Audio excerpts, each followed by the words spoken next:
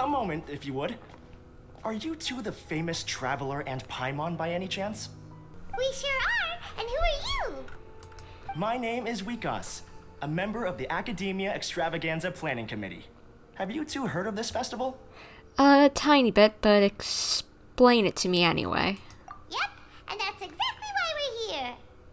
Is that so? Looks like our advertising is working. Since you're both interested, would you mind if I gave you a brief explanation of the event? That would definitely be helpful. So, the Akademiya Extravaganza is a grand event run by the Akademiya with a long and storied history. To be precise, it can be divided into the Wisdom Gala and the Interdarshan Championship. The gala is held annually.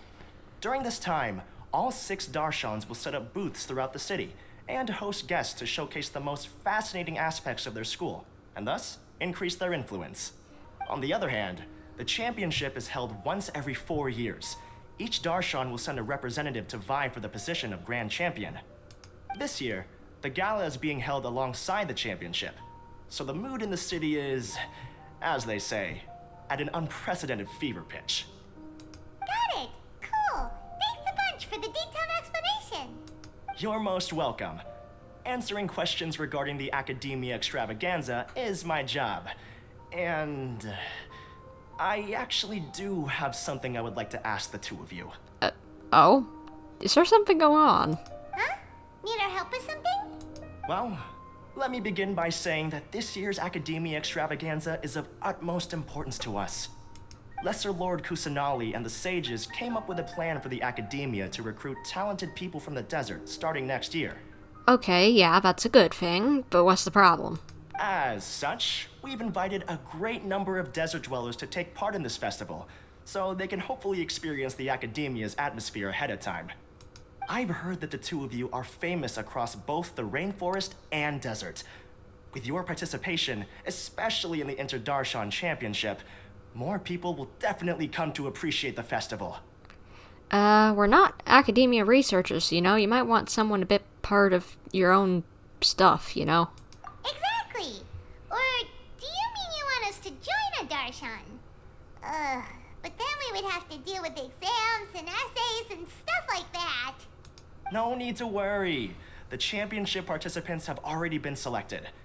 I mean to invite the two of you as guest commentators. Your job will be to observe and record every part of the competition. Now that I can do. I am very familiar with commentating on things. If you didn't know, I kind of have a thing going on, bumper underscore YT. Maybe check it out, my dude. There's no pressure. Just follow each match and enjoy the festival. Aside from that, we'll also prepare some compensation for your efforts. We won't have you working for free. That kind of sounds like a sweet deal. What do you think? Who are the participants anyway? You can head over to the festival venue later. An organizer there will introduce each participant. Some of them even might be people you recognize. I'll leave it at that for now. Okay. So, how about it? Would you like to take this commission? Sure, we'll give it a go. Wow, having fun while getting paid? This sounds awesome! Of course Paimon likes this, getting paid. Hey, she always wants her money and food. The main event venue is at the outskirts of the Citadel of Regzar, and the organizer you're looking for is Karina. Tell her the situation and she'll get you set up. The championship is going to begin soon. I wish you a good experience serving as commentators. If you have any doubts, come find me anytime. Alrighty. Alrighty, off we go! Why do sometimes me and Paimon say the exact same things of... Like, I can't tell you how many times, like, I've said, okay, let's go, and then she'll say, okay, let's go, and it's just like... Do I share brain cells with Paimon? It's concerning me at this point. I like Paimon, but she's not always the smartest cookie in the jar, you know? So that concerns me a little bit. Welcome, one and all, to the Akademiya Extravaganza. Now then, allow me to reveal the prizes for this iteration of the Interdarshan Championship. Fabulous monetary rewards, research funds, a limited edition Genius Invocation TCG card, and the right to wear the Diadem of Knowledge. I believe that I need not elaborate as to how this is a symbol of great honor. Well, we know Cyno probably was definitely in his Darshan. Probably he just like climbing up a ladder, just like limited edition TCG card. Alright, give it to me now. I must sign up to compete in this. That just sounds like he would be all up in this. She should be Karina, right? Looks like she's in the middle of something. Let's wait till she's less busy, then go introduce herself. The Diadem of Knowledge. What a perfect work of art. Every time I see it, I feel like I'm losing myself in its beauty. The one who proves fit to wear it must be a rare genius indeed. I believe that most of you have already seen the Diadem of Knowledge or have heard tales about it. 20 years ago, a researcher named Sachin bought it for a large sum of mora before donating it to the Akademiya. The generous championship prizes are also sourced from his sponsorship. Before we begin, allow me to express our gratitude to this researcher, who cannot be with us right now. What in the heck just happened? Things can only get worse. Things can only go from bad to worse. Who are you and what in the world is this place? Human nature begets conflict, and conflict begets ruin. From the beginning, the seeds of wickedness have been. Hey, stop spacing out! Paimon, this is a bit more important than me spacing out. This is what in the world is what in the world happened? Paimon called out to you, but you didn't respond. You okay? Did you stay up late without telling Paimon? No, I saw something. All right. I'm sure we're all more than ready for the championship to begin. Now then, let's invite our 6 Darshan representatives to the stage. Our contestants are... representing Amorta, Tainari! That's cool, they get their own little thing. Oh, that's cute, I like that.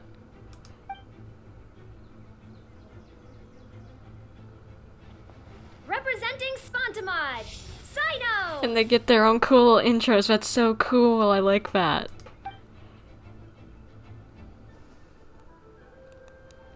Aww. Representing Ratawahist, Layla! Be confident in yourself, girl, you got this.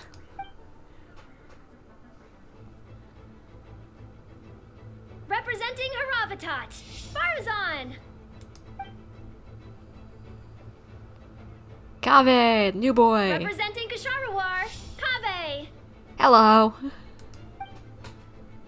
And for Vahumana... Huh? Is Vahumana's representative not here yet? These introductions are pointless. Let's just get this over with. My boy! How you doing? Wait a sec. Why is he Vahumana's representative? Finally, our final contestant is Vahumana's representative, Hat Guy!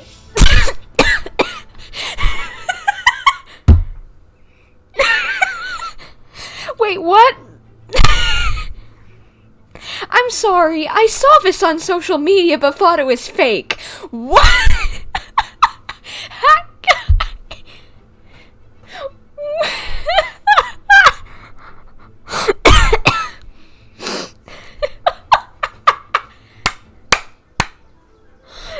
That is beautiful. This is peak humor in my opinion. Oh, so that's Hat Guy.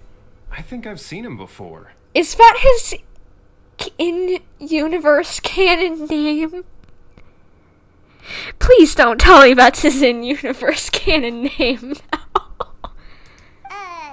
You know who he is?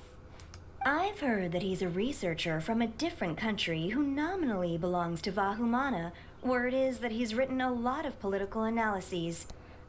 Okay.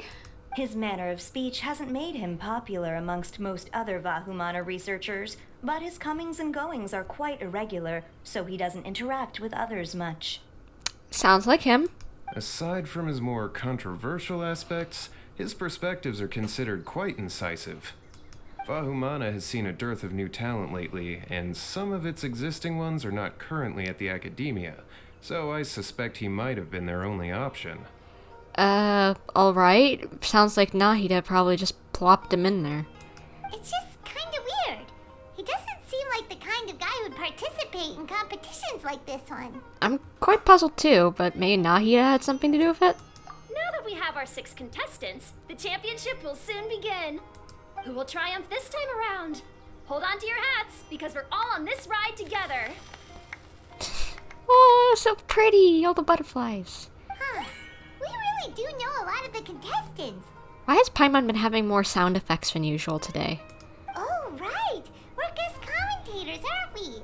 So figuring out everyone's reasons for participating is in our job description. Yeah, but it is. Good thinking, Paimon. Thank you for using your one brain cell. Let's go ask them when we go say hi. Especially him.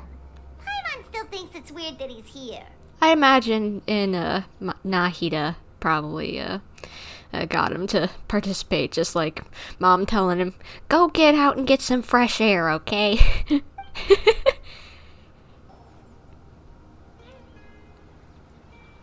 We meet again, you two. Hey, Tainari. We came here to check out this extravaganza event, and then they invited us to be guest commentators. Is that so? I heard that there would be guest commentators recording the proceedings with cameras, but I didn't expect they'd be you two. It's a pleasant surprise that you're visiting Sumeru again while I'm still on leave. When everything comes together perfectly like this, I call it the biryani factor. Okay, what does that mean? Because it's always rice to meet stew again.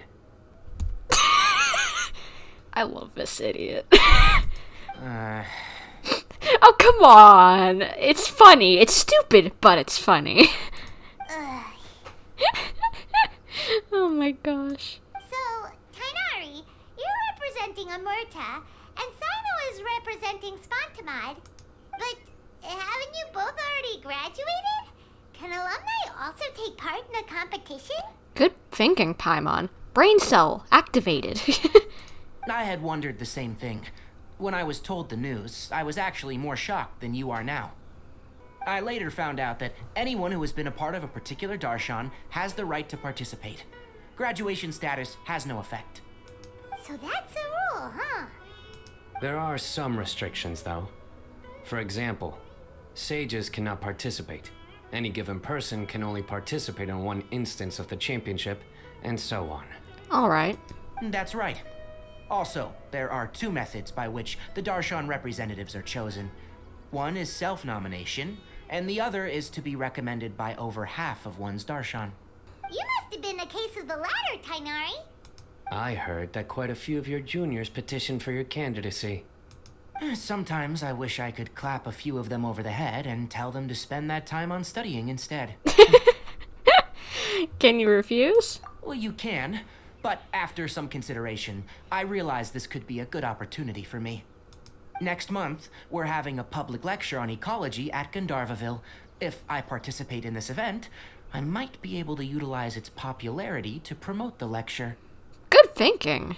I'm not that concerned about becoming the champion, unlike someone here. And if I had to make a bet, it's because of the TCG cards he wants to be champion. So, you volunteered yourself, Cyno? Yes. I'm using the last of my leave for this. When I heard that a limited edition Genius Invocation TCG card was one of the prizes, I signed myself up. I knew it. This year's card is a rare one indeed. It would be a shame if I missed out on it.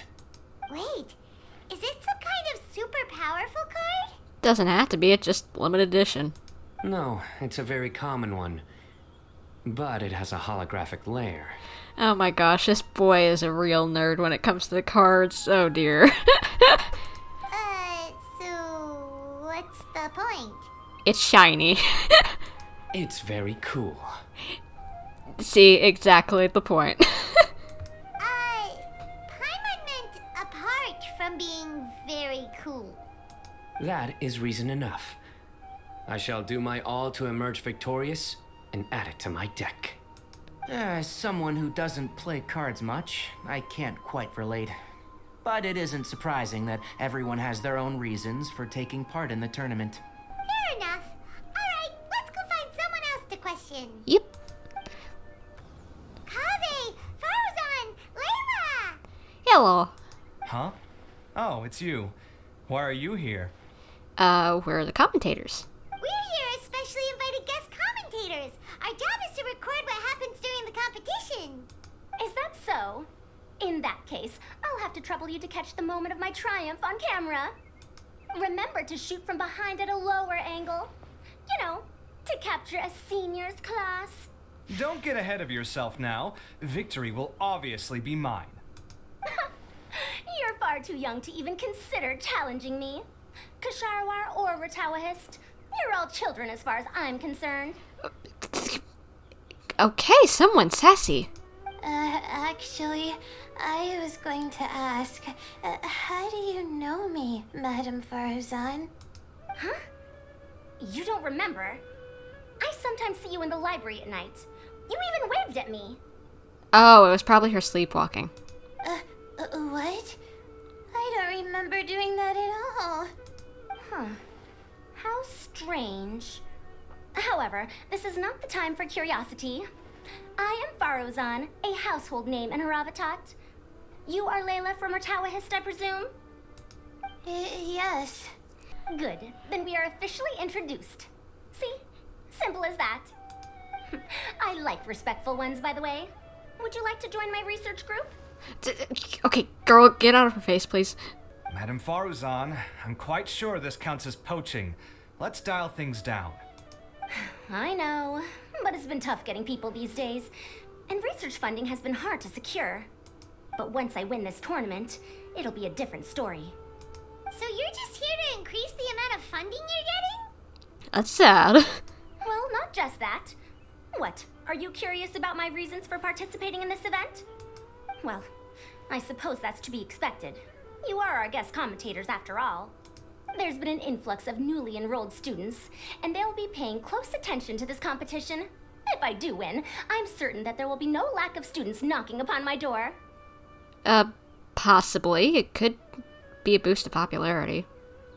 Moreover, research resources will be made available to the victor, so that will nix my funding issues. Therefore, my two juniors, I do apologize, but I fully intend to emerge triumphant. I'll do my best as well. At least I don't plan to lose too badly. Oh, sweetheart, you're gonna do fine. So, why are you here, Layla? I don't know why, but a lot of people recommended me. I didn't sign up myself. I just woke up to find my name on the announcement board. Aww. I bet that's gotta be a little scary if you're shy like her. That sounds like what happened to Tainari. Him too? Oh, I'm really nervous. I've been so worried about disappointing everyone that I've been losing sleep. Girl, maybe you should have turned it down. Stress not, young one. We must all experience failure to grow and mature. But Madam Farzan, I don't want to fail. Seriously? Everyone has such nice reasons for joining. And what's your story, Kaveh? Must I say? You got me curious after saying that they've got nice reasons. Yes, you do. We gotta record it. That too. Well, you know, right? I want to buy some property. Oh, that's right. You want to move out of Alhaitham's. What? Alhaitham? What about him? This has nothing to do with him. Paimon's misremembering things. Oh, right. Sorry, Paimon has no idea what she was talking about. Okay, someone's embarrassed about that he has to be roomies with if the sulking silent dude. So, you want to use the grand prize to buy a place, right? Correct. Also, my father took part in the Interdarshan Championship when I was young, but he didn't win. Aw, that would be cool if you could win in his place, technically, kinda. That would be cool. Once I do, the right to wear that diadem will be mine. In a way, I'll be helping my father fulfill a dream of his. Aw. Okay, you do have nice reasons. Come on. That's a nice reason. That's not a bad reason at all. You have ambition, youngster. Although your chances with me here aren't great, I believe your father would be most proud if the diadem of knowledge were bestowed upon you. Not that he'll have the chance to celebrate. My father passed away many years ago. They say he ran into quicksand while traveling in the desert. This poor baby. Oh my gosh. You better win. For you to have experienced such a thing, that must have been tough for you. I really hope he wins just for the sake of that. It's all in the past now, and life goes on, doesn't it? Let's change topics. I don't want to bring the mood down. All right. Earlier, you said that you want to use the prize Mora to purchase a home. Where do you live now? Do you live alone? Well... I also heard you mention Alhaitham just a moment ago. Isn't he also from Haravatat? Are you two hiding something from me? Paimon, can we change the conversation so that our boy doesn't get too embarrassed about that he has to room with someone? No, of course not! Why would you think that? That goofy laugh, my goodness, he's nervous. Why does he, every moment that I hear this guy being over the top like that, well, it's not over the top, but silly like that, every moment he does that, he reminds me more and more of Howl from Howl's Moving Castle. My goodness. I wonder if they knew how much they seem similar. Paimon's definitely not involved either. We're gonna go interview other contestants now. Bye! We couldn't have helped him out a little bit. So, what are you... Just call me Hat Guy. That's the name I use in Vahumana. It's his canon name in the universe now, my goodness. He's now called Hat Guy. That sounds like a nickname, not a real name. So I can't go by a simple, ordinary name? No, you can do what you want, Boo. If you want to be called Hat Guy, you can be called Hat Guy. Fine, suit yourself. Alright then, Hat Guy. Why are you taking part in the Interdarshan Championship? We're specially invited guest commentators, so play nice and answer our questions. You could be Matra for all I care. So what if I don't answer you? What then? I'll smack you on the back of your head, 'cause you need to behave, boy. I'll tell you this much. I have an agreement with someone not to reveal my motives. Nahida? I'm hoping so that you're not doing anything shady. You're not plotting something in secret, are you? Well, it's hard to say. Why don't you take a guess? I'm really hoping you're just working with Nahida and not reverting or something. You know what, I'm trusting you with that smug smile. That's just like you trust me, right? Okay, fine, I trust you.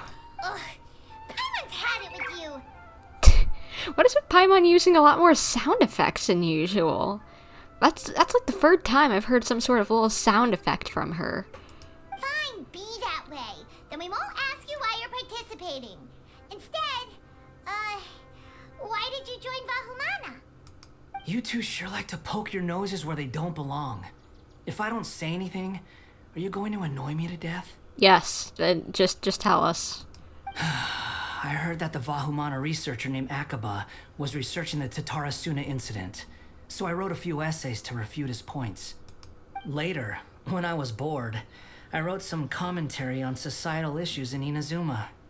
I didn't expect Vahumana to consider me as one of them.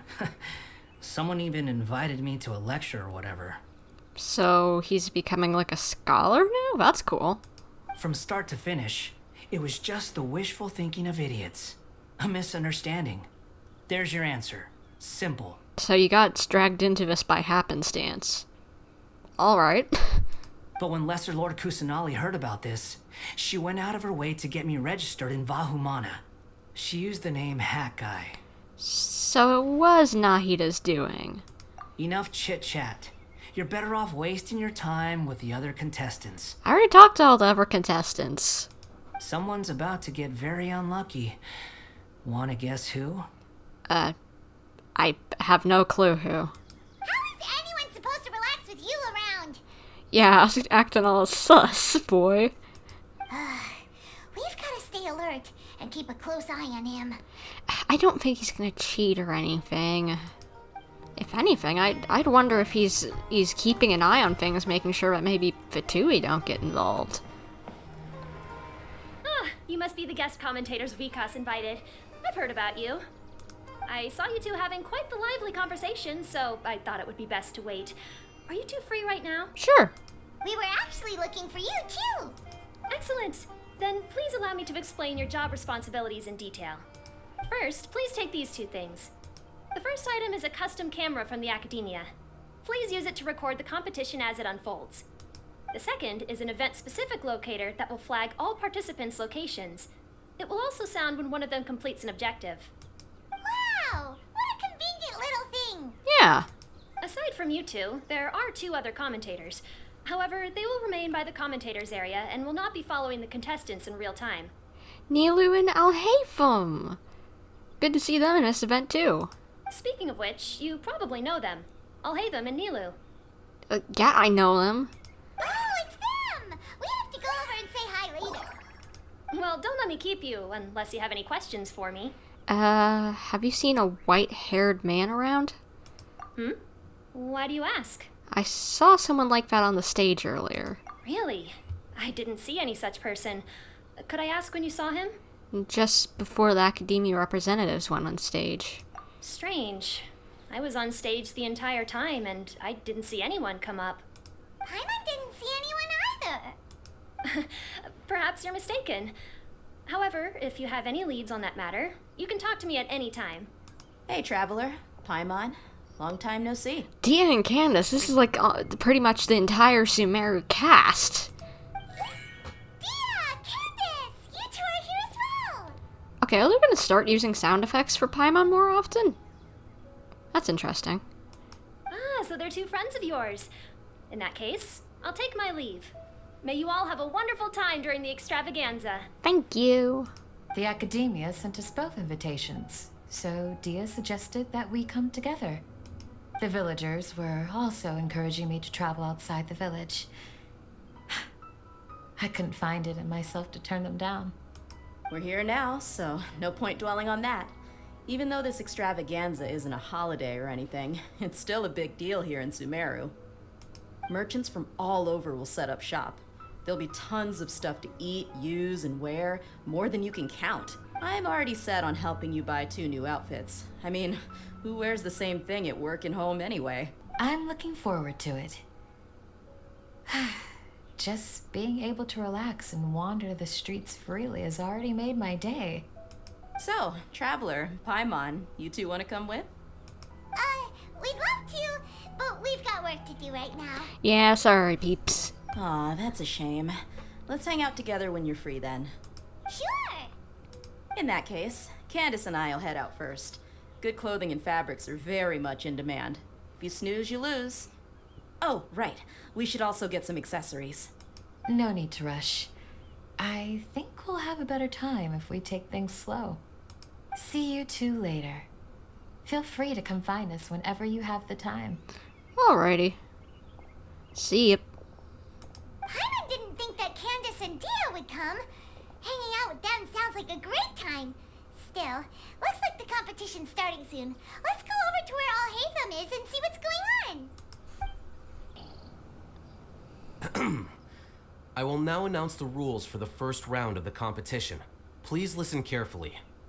During the opening ceremony, Akademiya staff released several cages of butterflies, and many of them are now fluttering within Sumeru City. Amongst these butterflies, 3 of them will be special swift flies. They have a different appearance and also fly a little faster. Your objective this round is to find a swift fly and bring it to me. 3 points will be awarded to the first participant to return, 2 to the second, and 1 point to the third. So they gotta go on a butterfly hunt? Alright, so that's what that was for. That is all for the first round. Should you require clarification on anything, please ask any of the other staff. Alhaitham's all business all the time, huh? Mm-hmm. Good candidate for a rule setter. That said, how did he get picked to be a commentator? Paimon's kinda curious. Finding 3 specific butterflies in a place as large as Sumeru City sounds rather improbable. If these swift flies behave anything like regular butterflies... They'll be around flowers. I'm off. It will take some time to search every corner of Sumeru City. Huh? You're going just like that? Yeah, because he wants to win. A champion walks the road to victory. My dear Kasharawar Jr., I have a plan. How about some cooperation between you and me? Cooperation? Looks like everyone's got their own plans for this, Tuffy. We're supposed to go on stage next, right? Let's wait and see everyone's reactions first. Alright. Huh? Wait a minute. Look, he seems to be observing the other contestants just like we are. Maybe he's listening in on their plans so that he can get the snap. We were right not to let our guard down.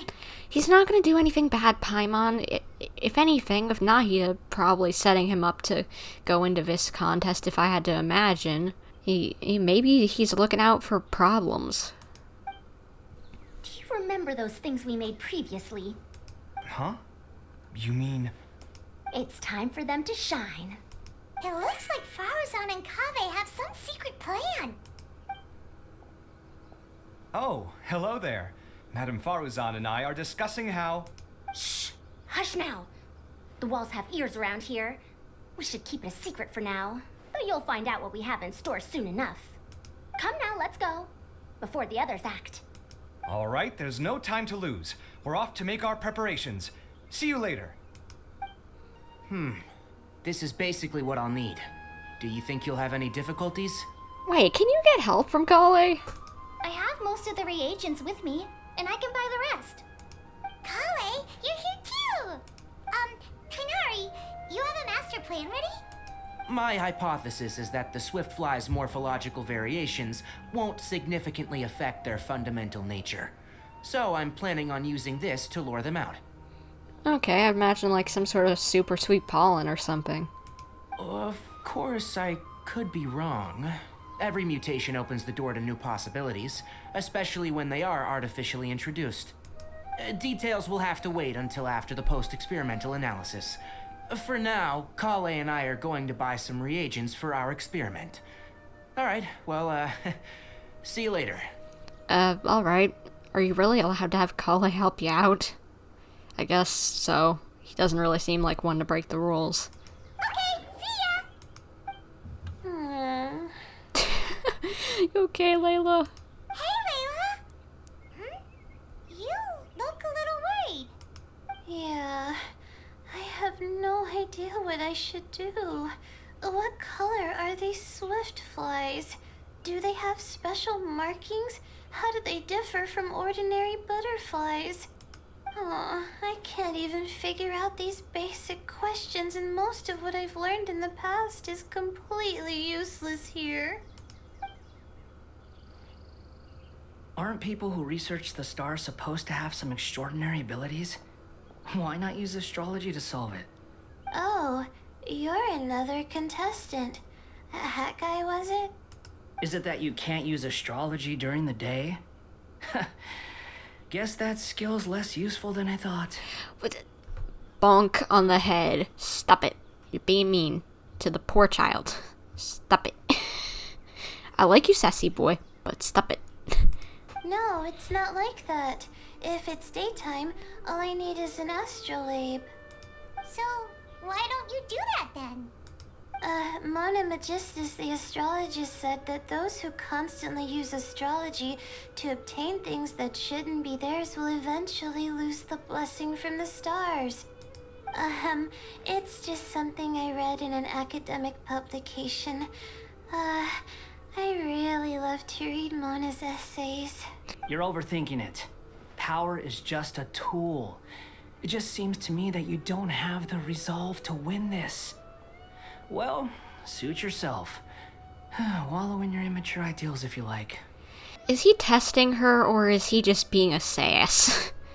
Again, I like him, but he's being mean to her. Hey! Seriously? Just walking off after saying a bunch of mean stuff like that? Did I say something wrong just now? No, it's good to have your own convictions and having your own perspective, you know? Thank you so much. I've made up my mind not to use astrology for this. I think I'll just try my luck in the city. You can do it. To be honest, I've always been pretty good at observation, and if I'm fortunate, I might be able to find that special butterfly species. Lord Cyno seems to have found a swiftfly. Come on, let's go check it out. Wait, what? He already found one? Really? Where? The butterfly flew up high, and he's chasing it now. Oh, no time to lose. Let's go see. As expected of Cyno. Actually, shouldn't you two go have a look as well? The moment when he catches the butterfly will likely be one worth recording after all. I was thinking the same thing. Let's go, Paimon. I'll head into the city shortly to start my own search. I'll see you later.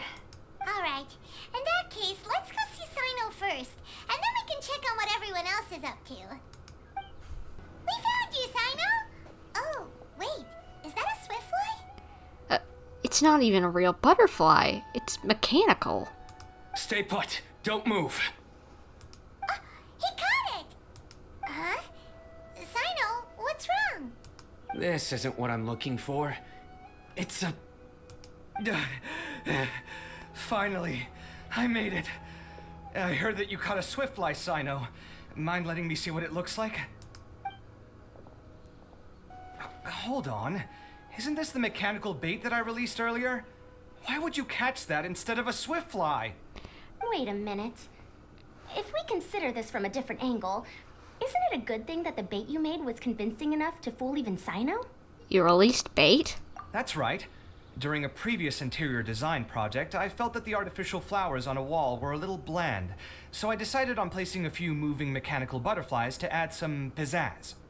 In order to make them both small and nimble, I consulted with Madame Faruzan. That's a cool idea, actually. Making little mechanical butterflies to put in flowers to make them feel a little more alive. That's cool. Not long ago, the two of us took all those mechanical butterflies and released them into the city. Why would you do that? Need you even ask? Young people these days really do need to get out more. Have you never played that game where you place strips of paper on a bamboo pole and wave it across a field of flowers to attract a whole kaleidoscope of butterflies? No, I have no clue what you're even talking about, Farizan. No, I haven't. Wait, so you're trying to... That's right. The butterflies within the city will mistake our mechanical bait for one of their own and follow them around.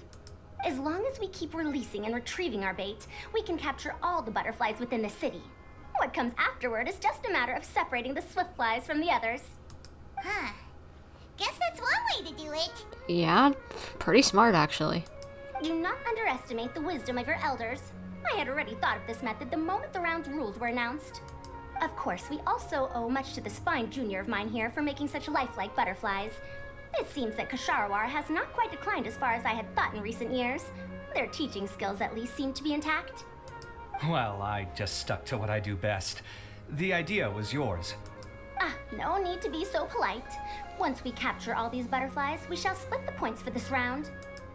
Look, one of them is returning now. Huh? Wait a moment. Are my eyes deceiving me? Why don't I see any butterflies behind it? That's because there are none. Seems like your plan has hit a snag.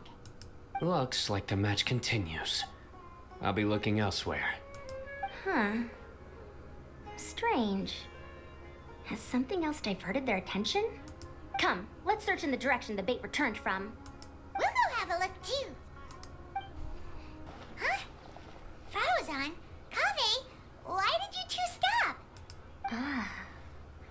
So it was the Morta boy. Tainari! Fascinating, isn't it? The butterflies have all congregated here due to a special incense that I used. I infused it with 3 different types of honey, and the butterflies, following the fragrance, have gathered around me. Butterflies must have really sharp noses then. Probably more like antennae, but it works. Wait, do they even have noses? I've never seen one.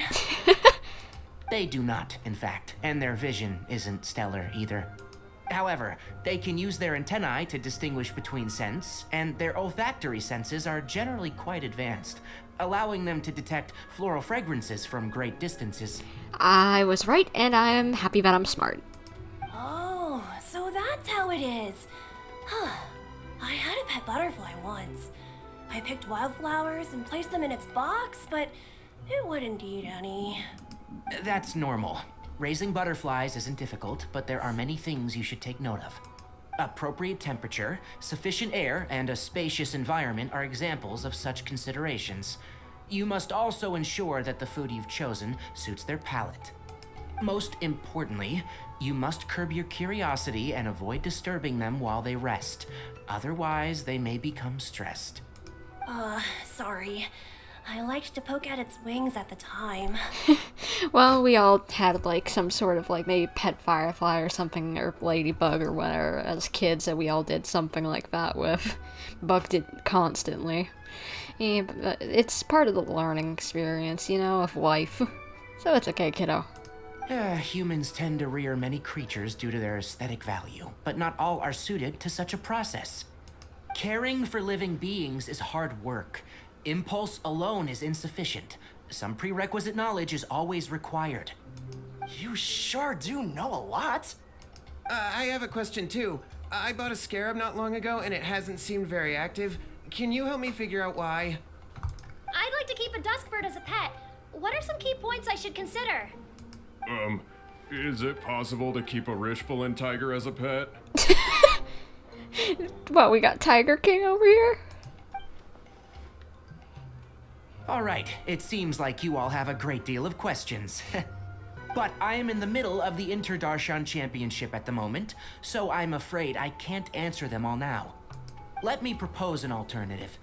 Next month, there will be a biology lecture at Gandharvaville, and I will be sharing some interesting insights on living organisms there. If you're interested, you can attend that lecture, and if you should have any questions, just prepare them ahead of time. I'll answer questions after I finish speaking. All right, I'll be there. Well, he got his promotion even if he didn't win. Of course, please try to ask more rational questions. For example, whether you can raise a Rishbalin tiger as a pet or not is mainly dependent on whether you can overcome one in a fight. Looks like Tainari's science lecture will draw quite a crowd. Huh? Oh. Was I listening in for that long? It was interesting. Seems Kaveh's master does live up to his title as a teacher. Madam Faruzan, I've had a look around. Nearly all the butterflies in this area have been attracted by the incense. However, we can cast our bait further away to avoid this area. All right, then let's get moving. We shan't let all the butterflies get away from us if we can help it. Seems like the competition's really heating up. Let's go see how the other contestants are doing. Layla, how are things going on your end? I've been searching for quite a while now, but I haven't seen any sign of the swiftflies yet. Instead, I ended up catching a few mechanical devices that looked very similar to butterflies. I wonder where they came from. From Farizan and, Kaveh. I couldn't think of his name. Looks like Faruzan and Kaveh's devices are everywhere now. I'll keep up the search. That said, I've noticed that a number of butterflies in the city has already decreased a lot compared to when the event started. Probably because the other contestants are coming up with their own ways to catch butterflies. Alright, I'll do my best too. Huh? What? What's this? Did you find one? Could it be a swiftfly? Oh, what a coincidence. I guess I just need to catch it now, right? Be careful. Oh, please wait.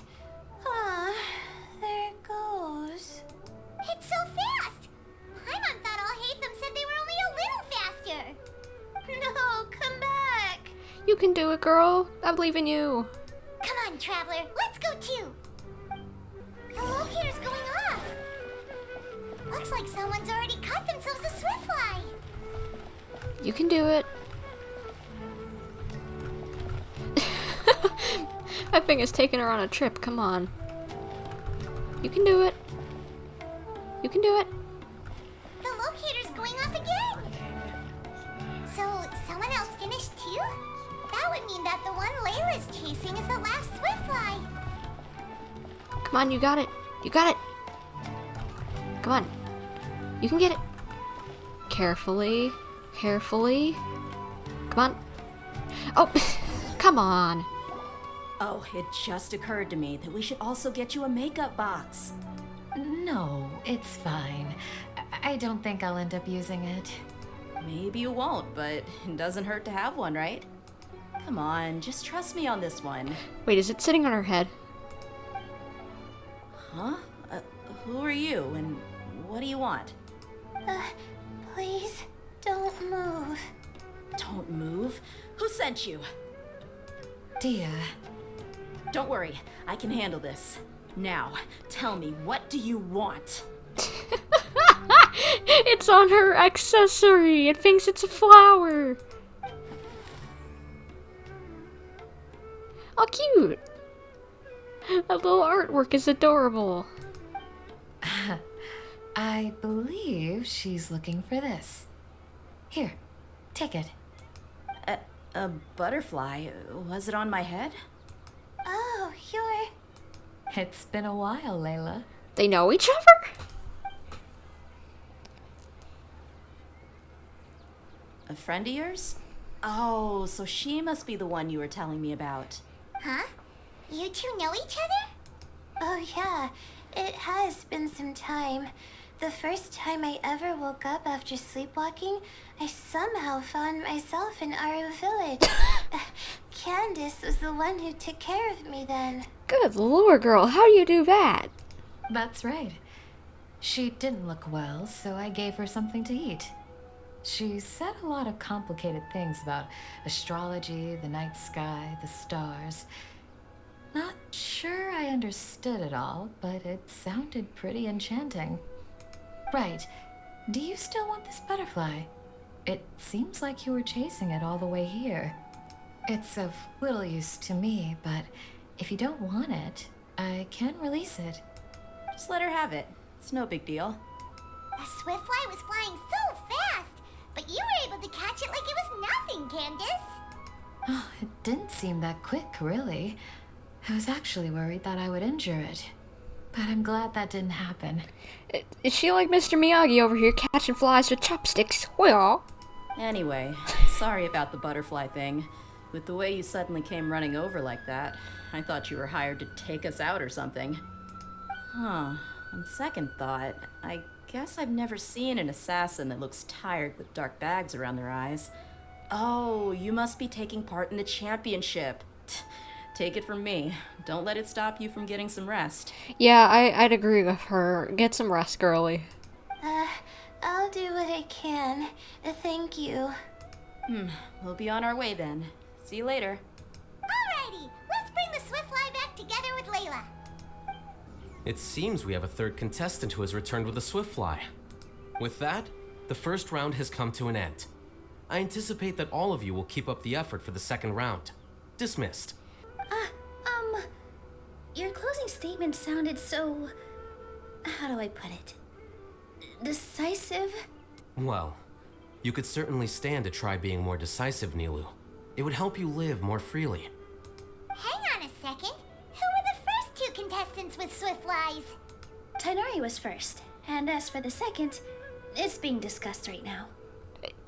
It's being discussed? Hey, Alhaitham, I think I've come up with a good idea. Second place gets 2 points, right? Can't Madame Faruzan and I split the points between us? Quite the imagination you have there.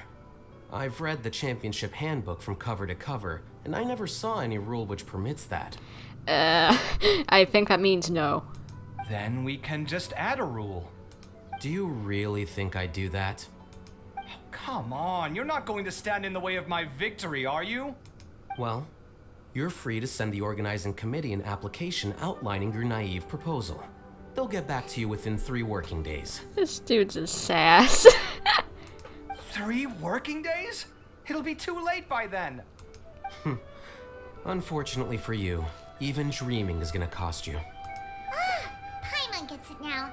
Kaveh and Faruzan found the second Swiftfly together, but the rules say that only one person can get the points.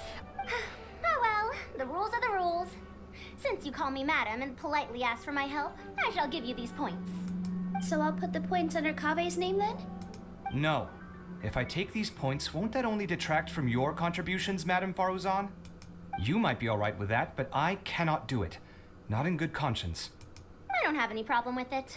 There are 2 more rounds after all. Losing one isn't a major setback. But if you insist, I have another method. We can draw lots to see who will receive the points. Lots, huh? What? Is there something wrong with that idea? Is it a flip of a coin? What does that even mean? No. Well, let's do it. All right. I'll get the paper needed for the lots. Give me a moment.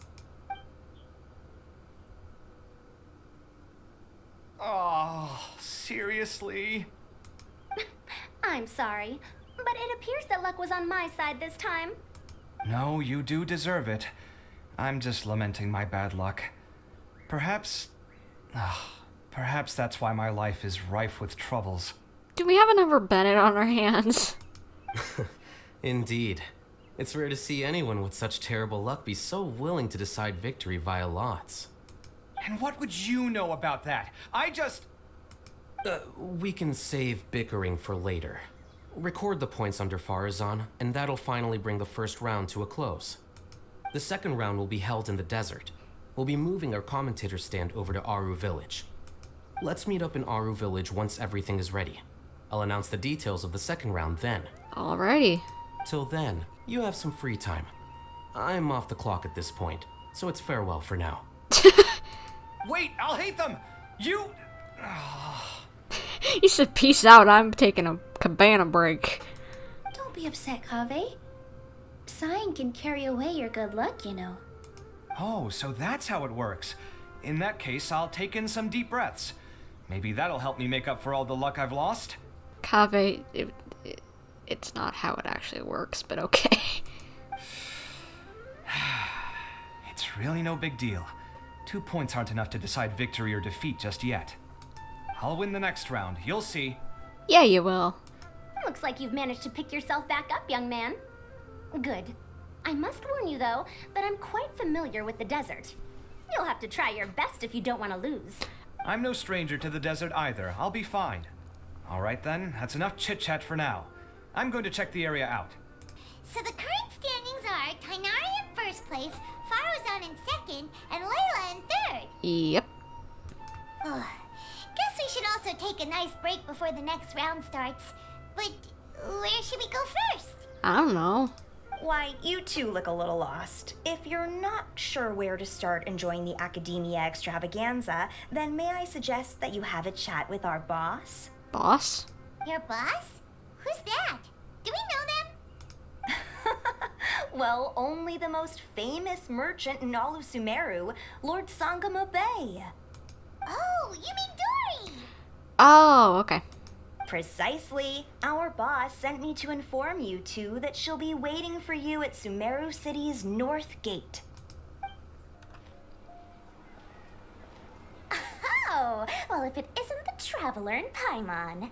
Hey, Dory, are you here to attend the Akademiya Extravaganza too? Of course! People are practically flocking to Sumeru City. You couldn't ask for a better opportunity to do business. This is one of the entrances into the city, and it's very close to the Wisdom Gala booths. There'll be an endless stream of customers. I can already hear the Mora going clink, clink, clink as they fill my coin pouch. I don't know why Dory makes me laugh a lot. Well, is there anything you'd like to purchase? We've got everything you need and deals that can't be beat. Well, do you have anything to eat?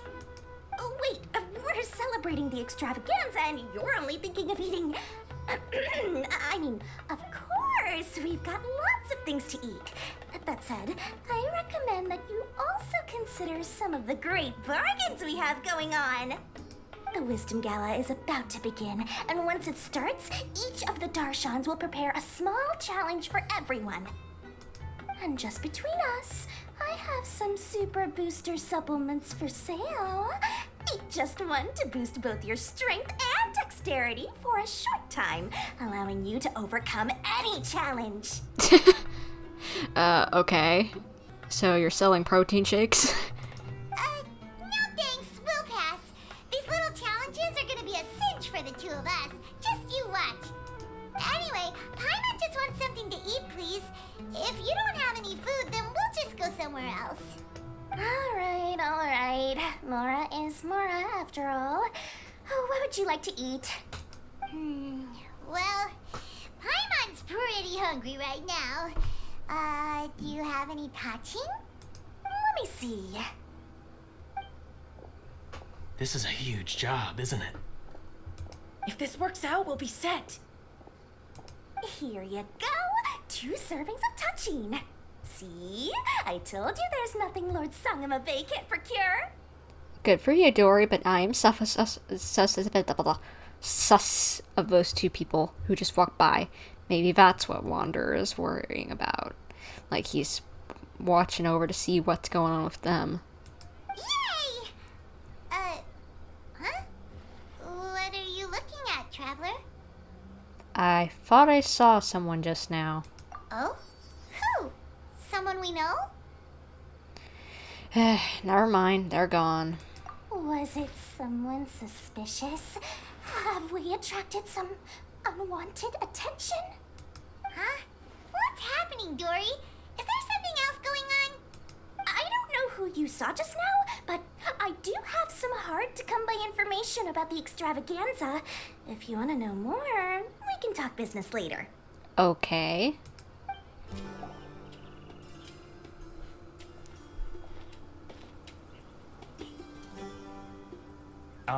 Is it me, or are the bags under your eyes even darker than during the last round? Are you alright? Layla, please tell me you got some sleep. Thanks for the concern, Kaveh. I just haven't been sleeping well lately. Even though I try to fall asleep, I can't get the championship out of my head. And before I know it, it's morning again. Aw, poor thing. I know insomnia isn't fun, so... Not that I have to deal with it a lot, but I've definitely had a few times where I only got like 1 or 2 hours of sleep, and it is not fun. I know the feeling. That happens to me too when I'm agonizing over my blueprints. Do you have any tips for dealing with that? To be honest with you, no. You could say there are many things that don't have a quick fix and can only be endured. I suppose you can think of it as something akin to an illness. Sometimes there's no effective cure, so you just have to let things run their course. I don't know what's stressing you out, but I can feel all the anxiety and pressure coming from you. The next round's about to start, so chin up and do your best. Okay. You do your best too. Poor thing. Get some sleep, I hope, next time. Looks like everyone's here. I will now explain the second round to you all. There are 3 ley line disruptors buried in the area around Aru village. These devices can imitate the effects of ley line disruption and will constantly interfere with the environment. Your goal is to shut them down. This doesn't sound very safe. The first 3 who manage to finish this task will be awarded 4, 3, and 2 points accordingly. Note that each person may only bring a set amount of food and water with them, and that leaving the designated competition zone will result in disqualification. I have a feeling someone's gonna get disqualified. Well, what do you think? Want to team up again? I shall consider letting you have the points on account of what happened in the previous round. That's all right. I've been here many times, and in any case, machines are one of my specialties. I doubt this will be particularly difficult. It's good to see such confidence in a youngster like yourself. I also happen to be well acquainted with this place. Let's see who will find these devices first. I bet it's Kaveh, because he needs to win this. But aside from us, you should remember that there's a favorite for champion. We must be careful of him. Let me guess. Cyno or Tignari because he already got a point? A favorite to win? Who is it? Shh, not so loud. I mean that boy, Tignari. He took first place in the previous round, and if he does so again this time, we may as well declare this competition over. I don't think he's gonna win, mainly because he hates the desert. That boy knows a great deal. Perhaps he might yet follow the trail of some desert creature to the devices. That's true. It does look like his odds of winning are pretty high. I feel like you were gonna have a I hate sand and heat. The sand gets everywhere, it's coarse, rough, and irritating, and I hate the heat, it makes me fall over, yada yada. He already has Kaveh, who is an excellent pupil. If he were to win this round as well, then wouldn't we just be letting him have all the fun? As his senior, it's my solemn duty to prevent such an inequitable arrangement from happening. I'm off. I'll get going as well. See you later. Alright, good luck, boy. How are you feeling? I think I'm okay. But I'll take things slowly for now. Yeah, if I remember, his species doesn't deal well in the desert. Is this all the water we're getting? Sorry, that's what the rules say. While this round seems to be about how quickly you can shut down the devices, it's also testing your ability to survive in tough conditions. I knew it'd be harder than I had expected. Aw, I'm kinda rooting for her to win too.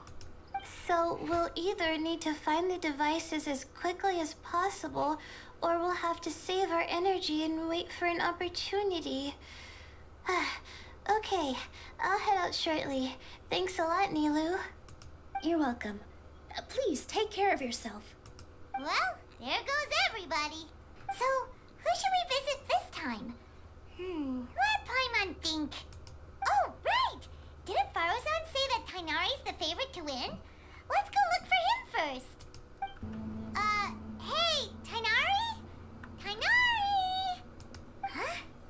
Weird. The locator says that he should be around here somewhere. Tignari! Can you hear us? He's over there. You're right. Huh? Oh no. It looks like he's fainted. We have to help him. Tignari, are you okay? It's so hot. I knew he wouldn't deal well with the heat.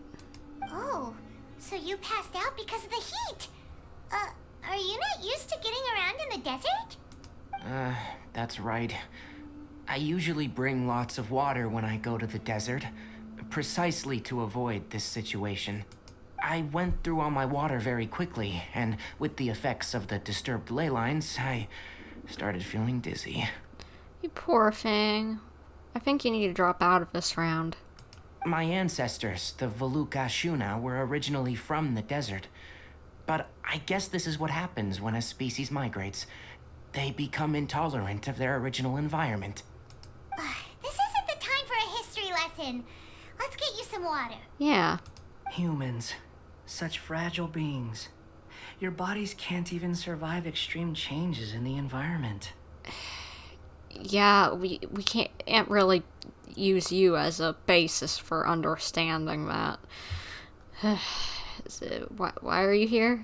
Here, take this. Let him drink it. So he's giving him his water supply because he probably doesn't need it because he's a puppet. Aw. Thank you, Scara. Or, sorry, or Asahi, hat guy, whatever you want to be called. Are you serious? This had better be just normal water. Hey, you're leaving already? It seems it really is just water. Paimon really doesn't get that guy. What's he up to? Anyway, let's focus on helping Tignari drink some water first.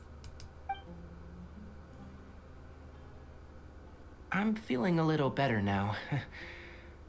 Thanks, you two. Oh, it wasn't just the two of us. Just now. Found you at last. Cyno, you're here too. I was concerned, so I came back to check on you.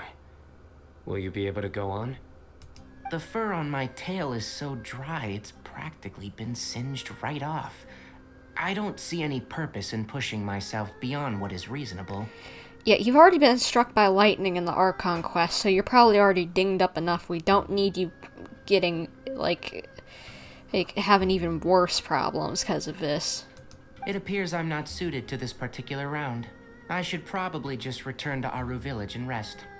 You know, I kind of wish they would talk about him getting struck by lightning, you know, maybe mention that he's still got some scars from it or whatever, because that's almost impossible to not be hit by lightning and not have, like, the lightning singe scars. They look kind of cool, actually, kind of like snowflake, kind of vine-like patterns.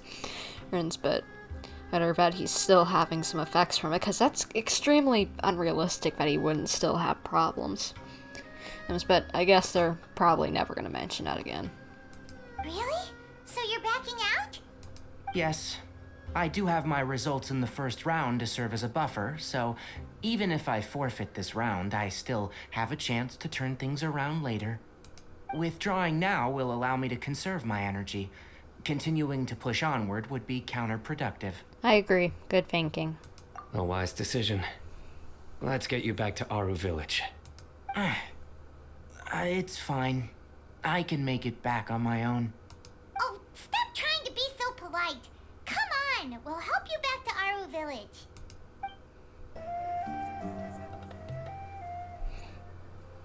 How are you feeling now, Tainari? Do you want to rest some more? There's some shade here, so we can stop for a while. All right, let's do that.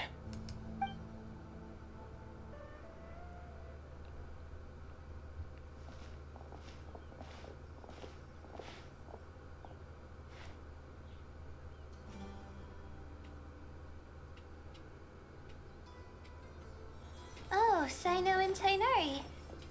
And you've got the Traveler and Paimon with you. Mm-hmm. Oh, hey, Layla. Yeah, the sun was too strong, so I decided to take cover here for a while. What about you? Are you all done already? No. Tainari's opting out of this round. Unfortunately not. I'm not quite as capable as I thought. I intend to withdraw from this round. Cyno and the Traveler are escorting me back to Aru Village. Withdraw? Can you even do that? I believe the rules do provide for such a situation. Alhaitham did say that the act of leaving the competition grounds would result in disqualification from the round. Didn't I ask you if you were alright before this? If you had just decided to withdraw then, you wouldn't have had to suffer. Well, I had to try, didn't I? So I tried, and it didn't work out. And now I'm backing out while I can.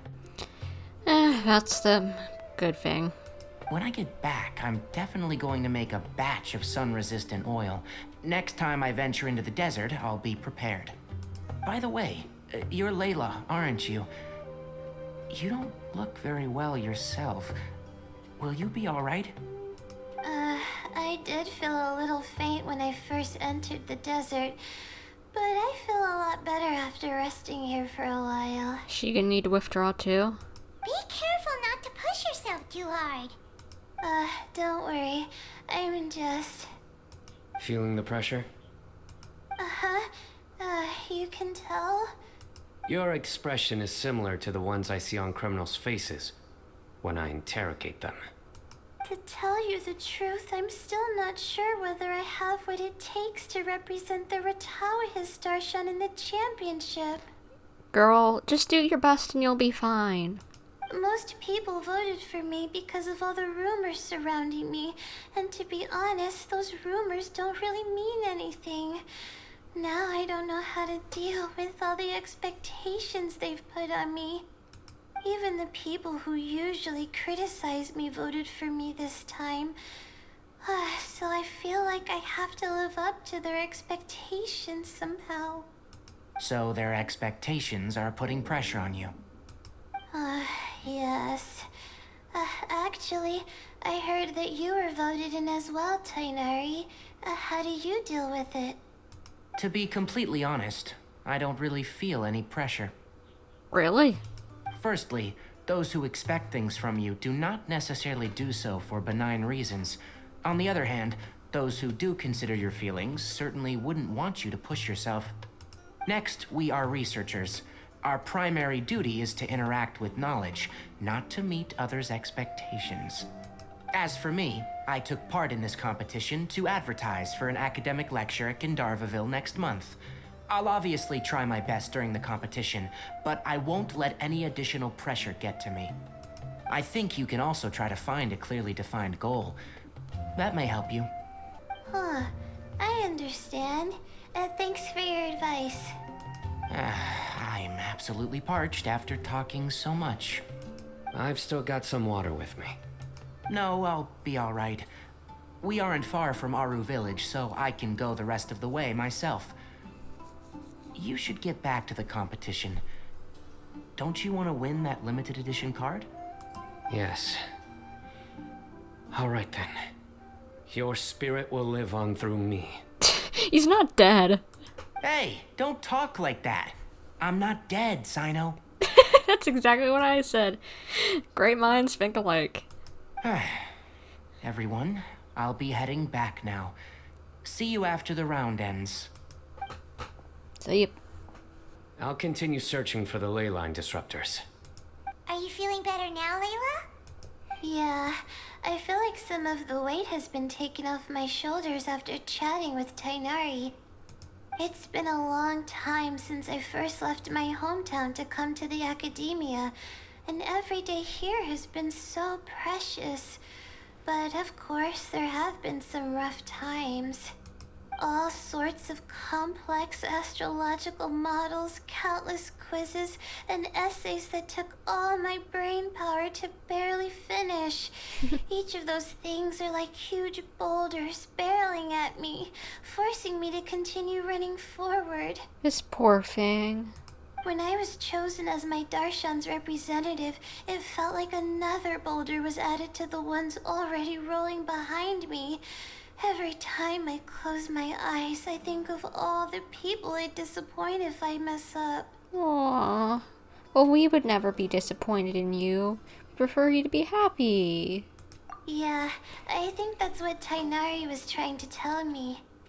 You're our good friends, which is why you didn't stop him from dropping out of this round, and why you don't feel disappointed in me. That's right! No need to feel so down! That said, he did also say that he hopes I could have more concrete goals for taking part in this competition. I don't have any now, but I'll give that some thought. Anyway, I won't take up any more of your time. You still have to record the other contestants' progress, don't you? Perhaps they've had some breakthroughs while we've been chatting. True. We better get heading off. True. We should go look for the others. Now, who's left? Tainari's dropped out for the round, and we just saw Cyno. You could go see how Madame Farozan's doing. I've heard that she's quite knowledgeable about the desert, so she's probably made some progress by now. Okay, let's go look for Farozan. Hey there, Farozan. Have you made any progress? You're just in time. I'm about to start digging right here. Oh, you found the ley line disruptor already? Such a simple problem could never confound me. Oh man, I was hoping Kaveh would win first. Not long after entering the desert, I discovered a primal construct that was acting abnormally, so I followed it all the way here. Once I got near here, it suddenly disappeared. Something unusual must be happening around this area. You're a true expert, Madame Farozan. You knew what to do right away. Well, I do happen to have more experience than most. But that aside, has anyone completed this challenge yet? Nope, not yet. Well then, I suppose I'll be the first. What about that boy Tainari? He withdrew from this round. Oh? And why's that? He passed out. He's not used to being out and about in the desert. Huh. I didn't think he would have such a weakness. I suppose he could use a bit more training. What about the others? Is that Ratawahist girl still a bundle of nerves? Tainari gave Layla some advice, and she seems to be doing a lot better now. Cyno just started his search for the disruptors, and as for that guy, well, who knows what he's thinking. Yeah. And what about Kaveh? Has he found a ley line disruptor yet? I don't know. Paimon doesn't think so, or our locators would have already let us know. Strange. What's he lollygagging for? With his skills, you should have heard something from him by now. Well, I'm afraid the most thrilling moments are already done here. You should probably go find Kaveh and see how he's faring now. Good idea.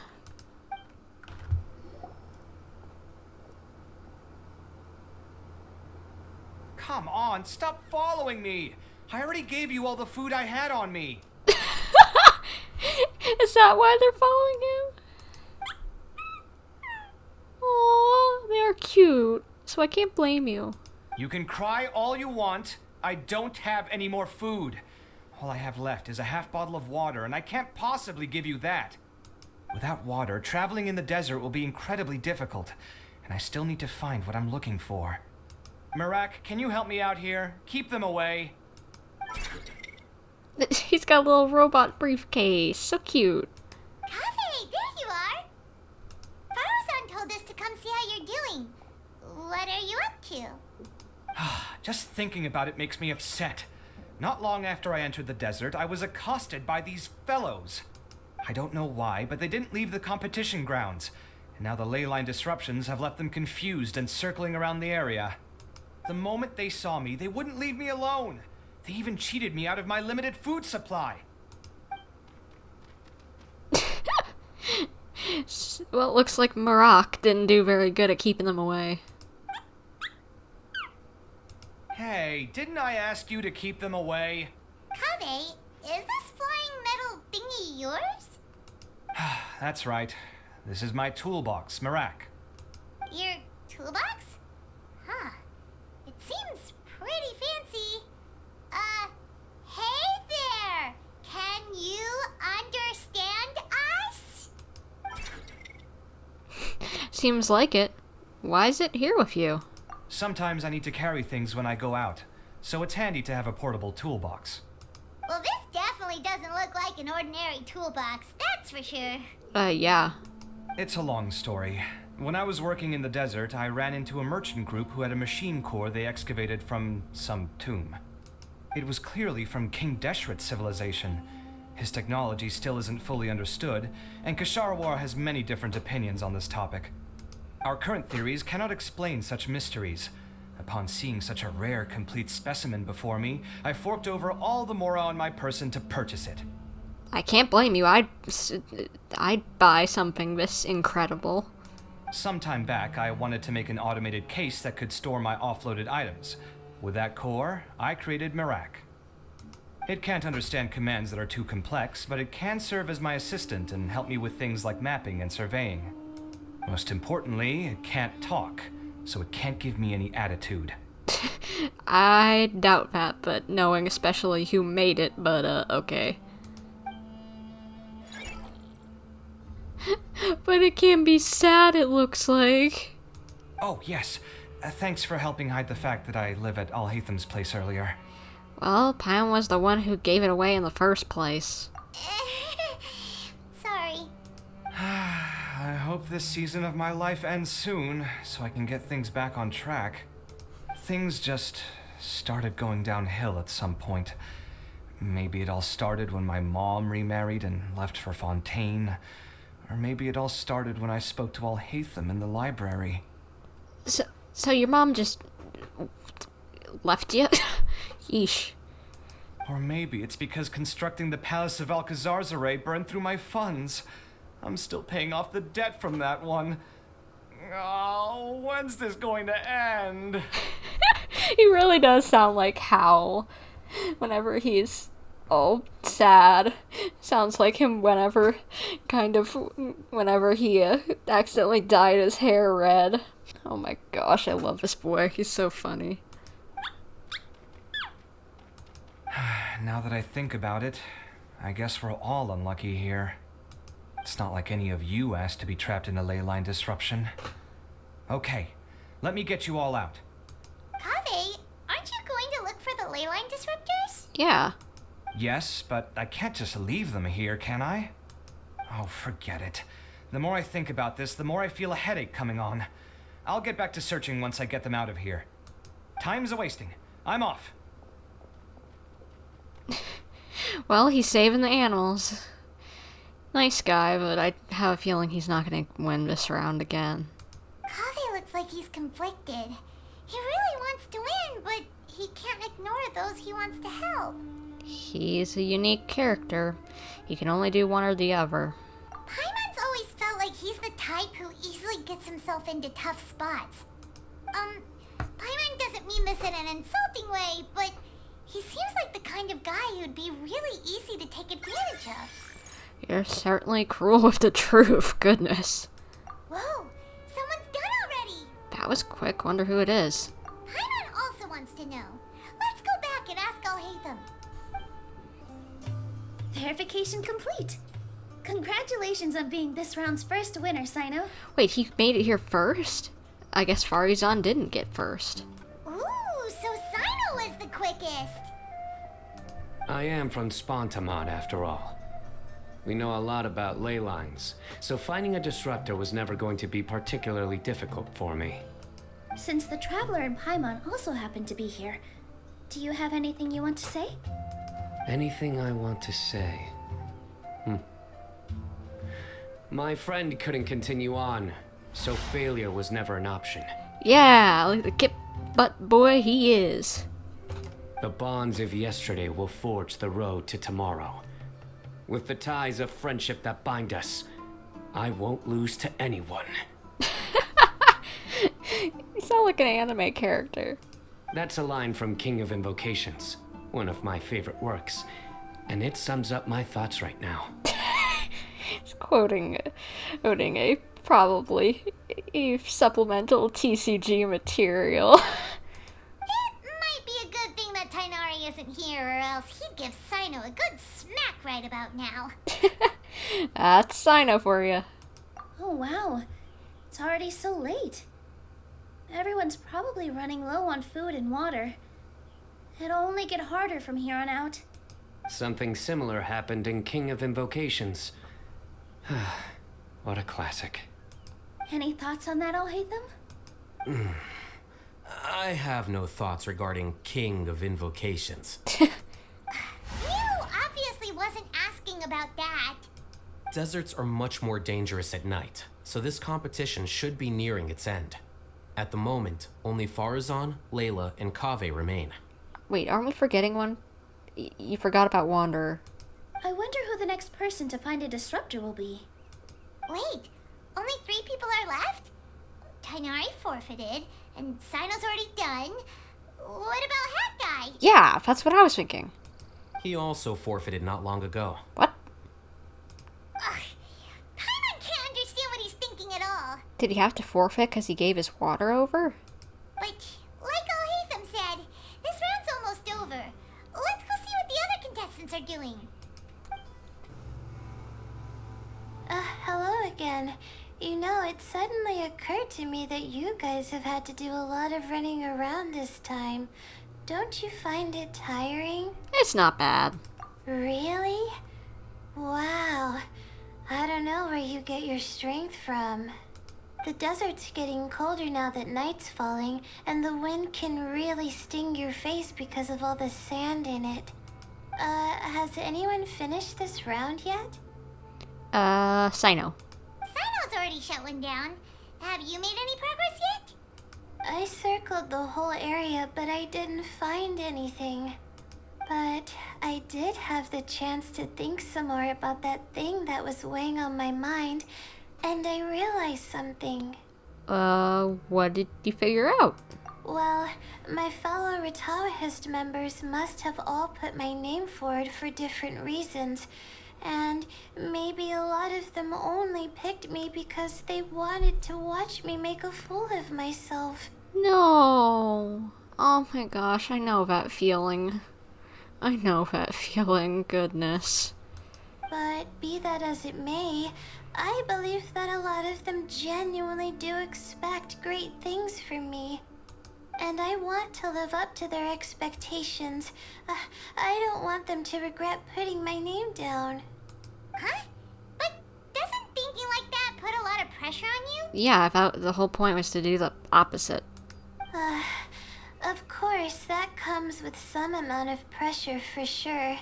But now I've thought about it, I don't feel like this is something I have to do. Instead, it's something I want to do. Oh. That may not sound like a huge difference to you, but it's helped me relax a lot. So don't worry about me. Well, good to hear. Well, that's great. Also, now that I've relaxed, I'm suddenly really sleepy. Oh no. I think I'll just take a quick nap. Just a quick one. Do we need to take her back now? But the competition isn't over yet. Oh, Layla. She's really a bundle of nerves, isn't she? Wait, you're... Sleepwalking, Layla? Good to see you too. It's nice to be out. Feels like I've been cooped up inside for quite a while. Oh my gosh. I don't know. I think she had like a hangout quest. I've not done any of the hangout quests yet, but because there's other things I've wanted to do first, but I know that she sleepwalks, and that's so funny that she has another side to herself when she does it. Well, since I'm here, I guess I should help her finish this. What are we supposed to be doing here again? Finding a ley line disruptor, was it? Yep. Let me see. Looks like she's basically gathered all the information she needs. It won't take long to wrap this up. Come with me, you two. Okay, sure.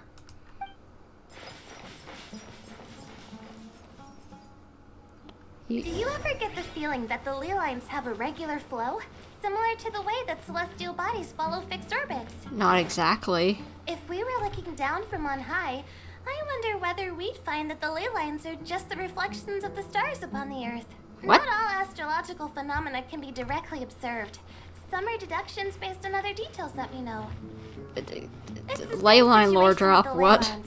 The parts of them that are hidden underground can be identified via elemental energy, sound, and other phenomena. Yeah, I'm aware, but... Plus, now that someone has shut one of the disruptors down, the contrast between before and after can provide me with further information still. This girl is smart, goodness. Let me see. It should be here, I think. This should be it, right? I'll turn it off. That should restore the ley lines in the area to normal. Nice work! Again, I didn't do any of the real work. I'm just wrapping up. She'll probably wake up soon. No doubt she'll be a little disoriented at first, but once she's got her bearings, she'll go and report that she shut down this disruptor. Will you be staying here for a while? Or are you going to check on the other contestants? Oh, time to check our locator. Whoa, it looks like Kaveh and Farozan are headed towards the same place. Oh. I wonder who'll get it first.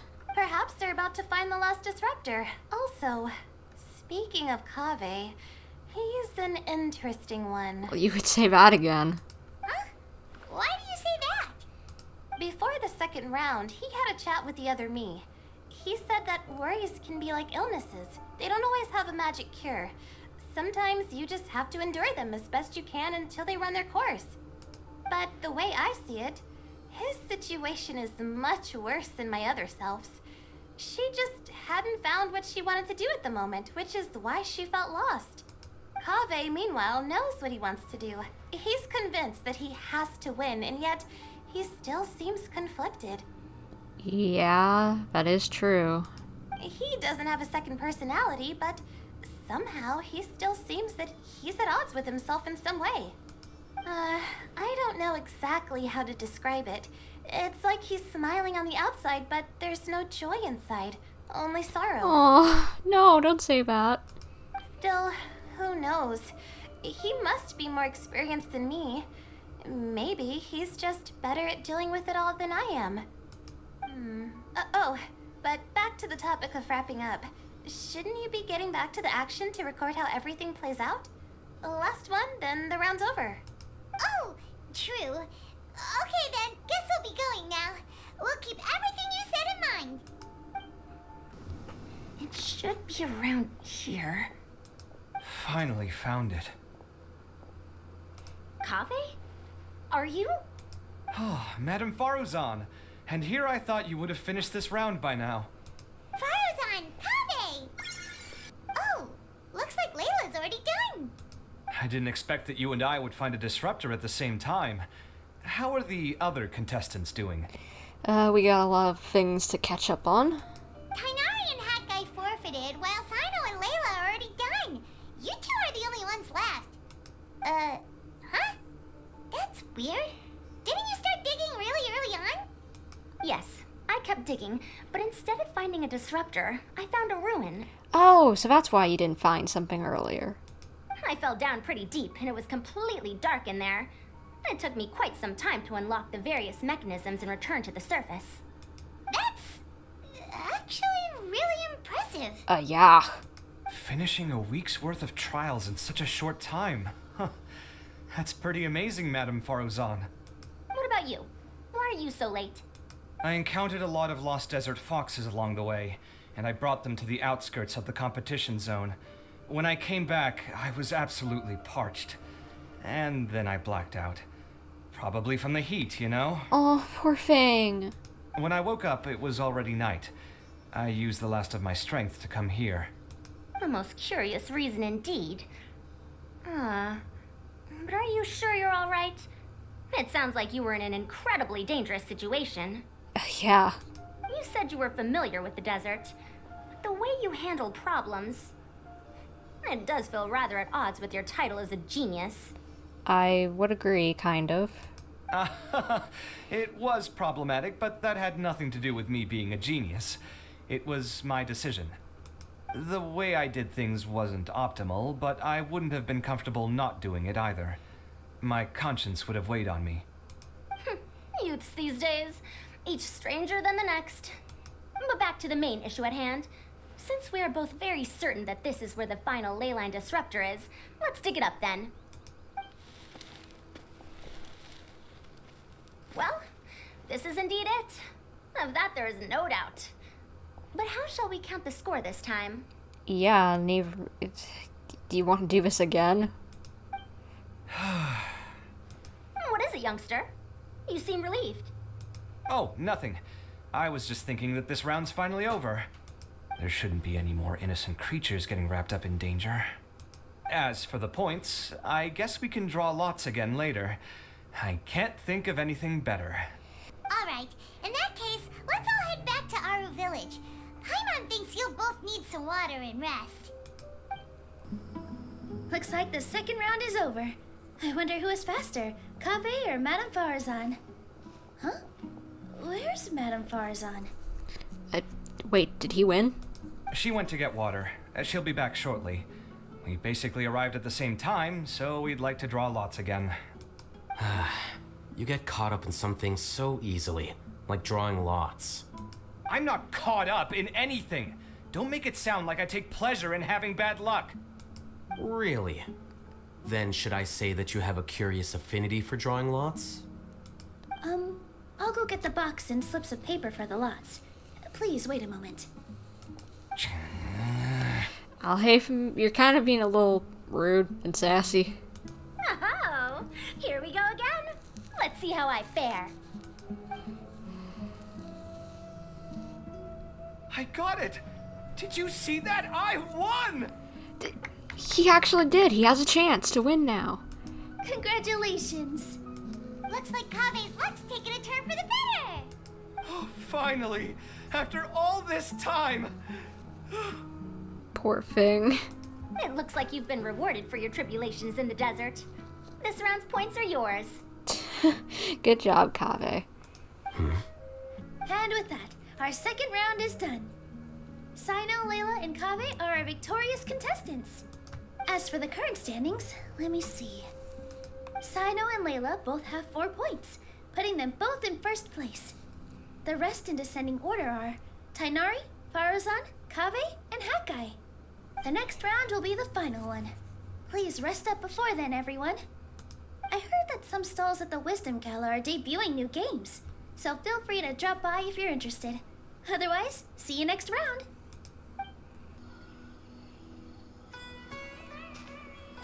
It feels like something's been on your mind this entire time. That white-haired man I saw before the competition started, and that secret conversation we overheard after the first round ended. Traveler, Paimon, I finally found you. Something up? Finally? Did something happen? Don't you feel like there's something off about this year's Akademiya Extravaganza? When Candace and I were at the cafe earlier, we might have caught sight of some mercs on business. Thing is, they were disguised as tourists here to shop. But no disguise can mask the stench of blood. Just from their suspicious looks, I bet they do dirty work like kidnapping or assassinations. So, what in the world is going on, and is Wanderer here to stop it? We eavesdropped on them for a while. Their target seems to be someone called Sachin. Wait, isn't that the person who donated the hat? Sachin? Isn't that the person who Karina mentioned during the opening ceremony? He's apparently the sponsor behind the competition prizes and the Diadem of Knowledge, but he hasn't shown himself at all. Sounds like a rich person, all right. It makes sense now. The Eremites have been struggling to make ends meet recently, so a lot of groups have been doing private work that involves the rich. In their words, one gig sets you up for half a year. Just one job like this nets them enough mora to take it easy for a while. Yeesh. The extravaganza has brought many tourists to Sumeru City all at once, so it's likely that they took advantage of the bustle to sneak in. Dia and I wanted to directly capture them, but they were on guard and made some excuse to slip away. I would have tied him up if it wouldn't have caused a scene. Who's legally supposed to take care of this kind of thing? The Matra or the Corps of 30? If Cyno were here, he'd definitely get involved. Why don't we head over to the Akademiya and tell Amatra? Thanks a million, you two. Not at all. It was coincidence on our part as well. Yeah, don't sweat it. The Eremites' reputation is gonna get even worse if these scumbags succeed. But this is Sumeru City. Candace and I don't have as much freedom to act here, so we're leaving this in your hands. Alright, we'll take care of it. Should you require our aid, come find us at the cafe. Paimon's noticed that something's bugging you. Is it the extravaganza? 'Cause Paimon's starting to think that there's more than meets the eye here, too. Didn't you already just ask that before they showed up? But thinking like this isn't doing anything. Let's just go find Amatra. Hello, both. It's been a while. Do you have any issues to report? Someone's planning to kidnap Sachin. Goodness. Though I suppose it's not all that surprising. The growing popularity of the extravaganza has given him quite the reputation boost as its sponsor. He's seen as one of these super rich types. I'd imagine. Well, since he's got a target on his back now, shouldn't you send some people to protect him? To tell you the truth, we've thought about doing just that. However, Sachin apparently prefers to spend most of his time out doing field work, and hardly ever comes back to Sumeru City. No one has been able to contact him. Our only lead is something he once said. Each time the Interdarshan Championship is held, I will be watching from close by to choose a suitable person to inherit my estate. Assuming he remains committed to that promise, then he must be right here in the city somewhere. I suspect that the Eremites in question must have heard about that as well, and decided to come here and try their luck. Well, hopefully they just won't find him at all. So they shouldn't know where Sachin is either, right? I would assume not. Anyway, Mahamatra Cyno is still on vacation, so I'll handle this. Don't you worry. A couple of kidnappers aren't gonna get very far in Sumeru City these days. I have my ways of forcing them out into the open. Well, you do your job, bud. You can do it, I bet. All of that said, if you're interested in Sachin's story, why don't you try tracking him down as well? The sooner we ascertain his whereabouts, the quicker we can act to ensure his safety. I mean, you could task all the Matra and the whole Corps of 30 with someone's protection, but if the client doesn't show themselves, there's nothing we can do to help them. True. Fair point. Guess we should start searching for him too, but where should we start? Do the Matra have any information at all on Sachin? None, I'm afraid. He's never committed any crimes or broken academic protocol, so we don't have a very detailed file on him. I've heard that Alhaitham has now stepped down from his post as acting Grand Sage and is back to being the scribe again. Maybe it's worth checking to see if he knows anything. Okay. Good idea! Okay, we'll head back to the extravaganza venue and see if we can find him.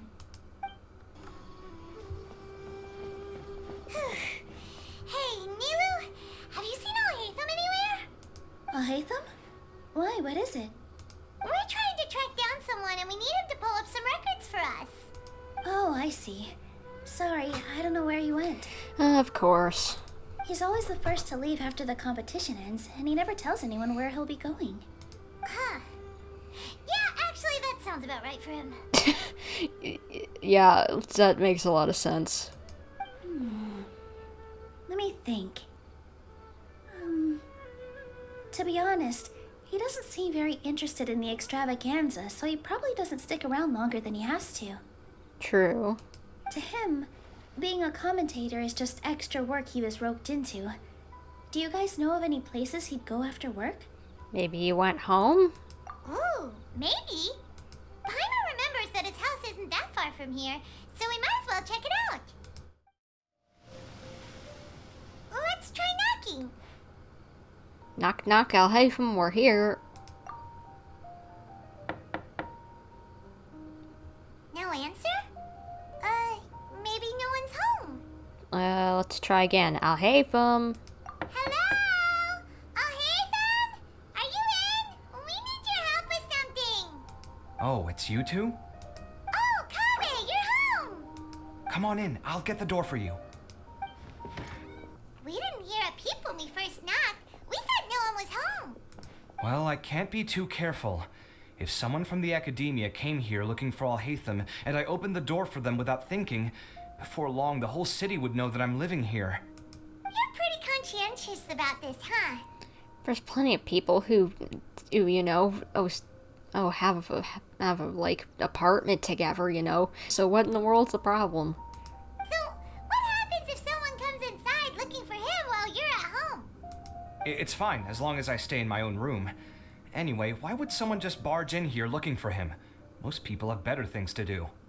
Fair enough. So do you know where he is at the moment? What do you think? Who knows what he does in his free time? All that matters to me is that he's out of the house. Did you have a quarrel or something? I wouldn't call it that. He's just incapable of saying anything pleasant at all. I told him how the second round went. I won the lot draw, remember? Because of good karma, of course. My luck's on the rise. I wouldn't say it's because of good karma, but maybe it is, and I don't know. But him, being him... You wouldn't believe what he said after I was done talking! You're always quick to remind me that you're my upperclassman, and yet you do not problem solve in the manner becoming of an upperclassman. This begs the question of why we attach prestige to seniority at all. What does he mean, manner becoming of an upperclassman? What, am I supposed to earn the title of upperclassman now? Jeez, that dude is getting sassier by the day. Hey, those two are alike in ways that you wouldn't expect. And he didn't stop there. He said, I'd encourage you to reflect on why you've ended up having to rely on luck every round. Frankly, it's incomprehensible to me how you've managed to make it to this age without acknowledging the proverbial elephant in the room of your life. Goodness, Alhaitham! Yeah, that does sound like something Alhaitham would say. Goodness, the boy. I need to give that boy a smack upside the head. Jeez, and I thought Scara could be bad. Sorry, Hat Guy. Hat Guy could get bad sometimes. Goodness. Alhaitham! I've had it with him. Every time I talk to him, it's the same way. He finds a way to infuriate me every single time. Anyway, the disdain is very much mutual between us, so I'll be moving out as soon as possible. I'm actually packing my things right now. He'll have to get used to doing his own cleaning and tidying from now on. So have you found a place to stay, or are you just gonna sleep on a bench? See those perfectly hung paintings on the walls? They're coming with me too. If his life wasn't utterly devoid of artistic sensibility already, it certainly will be after today. Wait, you're moving out already? But the competition isn't even over yet. How can you afford it? Yeah. Well, obviously I can't just yet. I'm just packing early to get ahead of the game. I've got my new place picked out already. The moment I have my hands on the prize money, I'm going to buy it and move my things right in. It'll take me 3 days tops to move out of here for good. I now know what I have to do to achieve this goal. No matter what happens in the third round, I will win. I will emerge triumphant. You'll see. I believe in you, bud. Well, we'll be rooting for you. But are you sure you'll be alright? In what way? Layla said that she thinks you'll get caught up in internal conflict. Meaning what exactly? Oh, don't tell me you think I have serious personality flaws too. Everyone has flaws, buddy. There's no one who's perfect. No one. Oh, we didn't say that. But think about it. You say you want to win, but you also turned Faruzan down when she offered to give you her points. Plus, you took it upon yourself to help those desert foxes. Wait, what's so unusual about all that? I gave you my reasons. I would have felt guilty otherwise. Where's the conflict in that? Why would you feel guilty? Well, when you put it like that, yes, why indeed? It's a good question. I guess it's just in my nature. Plus, if I just did nothing, then there'd be no escaping the blame if something bad came of it later down the line. I get that. I'm the same way. But thinking like that all the time must make your life so exhausting. Not to mention that by helping out, you put yourself at risk. Fainting in the middle of the desert, for example. Was that really worth it? It's complicated. Look, let's maybe leave this conversation for another time. What was it you needed Alhaitham's help with, anyway? We'd like him to help us look into Sachin. Sachin? Huh. He did actually mention a Sachin recently. I remember he brought a few documents home that day. He was thinking out loud as he looked through them, making some notes and doodling as he went. He even suggested that I should take a look, but I didn't. Give me a moment. Let me go find them.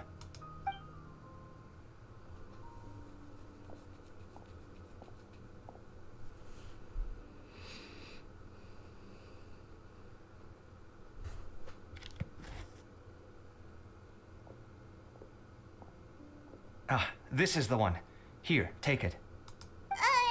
You sure he'd be okay with this? With taking liberties? He's certainly okay with helping himself to my beer whenever he pleases. And anyway, he did ask me if I wanted to read his notes. I didn't see the point at the time, so he just left them on the side. He doesn't leave documents lying around unless he's okay with other people reading them. It's fine, I promise. Cool, if you say so. Okay, let's see what he's got on Sachin. That was a lot of information. Paimon's getting a headache. So, to sum up, Sachin put the Akademiya in charge of managing his estate and went off to do research, right? Yeah. He even said that if he really liked one of the contestants, he wouldn't just give them a reward, but his entire estate as well. Oh, that must be worth heaps and heaps of Mora. Oh my gosh, you want it, don't you? What? Are you serious? All of Sachin's wealth, that's more than I could spend in a lifetime, surely. Heck, if I got chosen, I'd be able to pay off all my debts, then buy a new place, and still have cash to burn. I could build another Palace of Alcazar's Array, except this time, I'd make it 10 times bigger. But don't go into debt again. Oh, then there's that new project in Port Ormos, of course. The bridge renovation. To do it properly would take upwards of... Hey, snap out of it! You're getting way ahead of yourself there, mister. You're right. First, I need to focus on winning and moving out of this place. Huh? Wait a moment. There's a loose slip of paper tucked in between these pages. Did Alhaitham write this? It looks like he was jotting ideas down as he was thinking things over. Let's see. Two phrases have been circled. Sachin, dead or alive, unknown. And diadem of knowledge. Some of this stuff is just plain incomprehensible. Is this written in some other language? I don't know. Let me see. Huh. I recognize this script. Give me a second. Lofty ideals may provide no defense at all against nihilism, but perhaps little decisions can. That's a rough translation anyway. I can't guarantee it's 100% accurate. There's another smaller line of text underneath. Why would he bring that up? What up? Wow, it's so cool that you can actually read this script! We worked together on a project once when we were students. The title was Decoding the Runes and Architectural Philosophy of the Ruins of King Deshret's Civilization. I had to familiarize myself a little with this script at the time. Oh, interesting. So, any idea what Alhaitham meant by all this? Yeah. And the other thing, if it wasn't just the same thing, but you were just saying a different statement about it? Huh, who knows? The way his mind works is one of the great mysteries of the world. Fair enough. Well, guess we've learned all we can here. Toparov's made some progress. Yeah, he better catch those crooks. But until then, let's just head out for a stroll. Anything else around here? Oh wait, I want to try something. Since I now have her, I want to see if he says anything. Did he leave these notes there on purpose? Or was this sheer coincidence? No. But if it wasn't a coincidence, then... Then what? What do you mean, Kaveh? What? Tell me what you are thinking. I was looking into your mind for a reason. Tell me. I guess I'll just have to find out. You're here. Sorry, I was just about to send someone to inform you. I only just finished interrogating the suspects. What did you find out? Well, lots of unexpected details, let's put it that way. Okay. The mercs themselves were surprisingly easy to catch. We just had someone dress up as Sachin and they took the bait. But then it starts to get messy. During the interrogation, we learned that they were hired by Sachin's own child. I'm sorry. What? What? Why would someone want to kidnap their own father? What's up with that? It's anybody's guess at this point. In any event, apparently the guys we caught are just the tip of the iceberg. Most of them are still snooping around outside the city. Oh no. We're diverting manpower as we speak to try and round them all up. Would you like to come along? Sure. Sure. Let's go get to the bottom of all this. Boss, we got more company. Look, we were just doing what we were paid to do. You're punishing the wrong people here. You want the real culprit? It's this guy. He hired us to kidnap Sachin. Okay, so you're his son.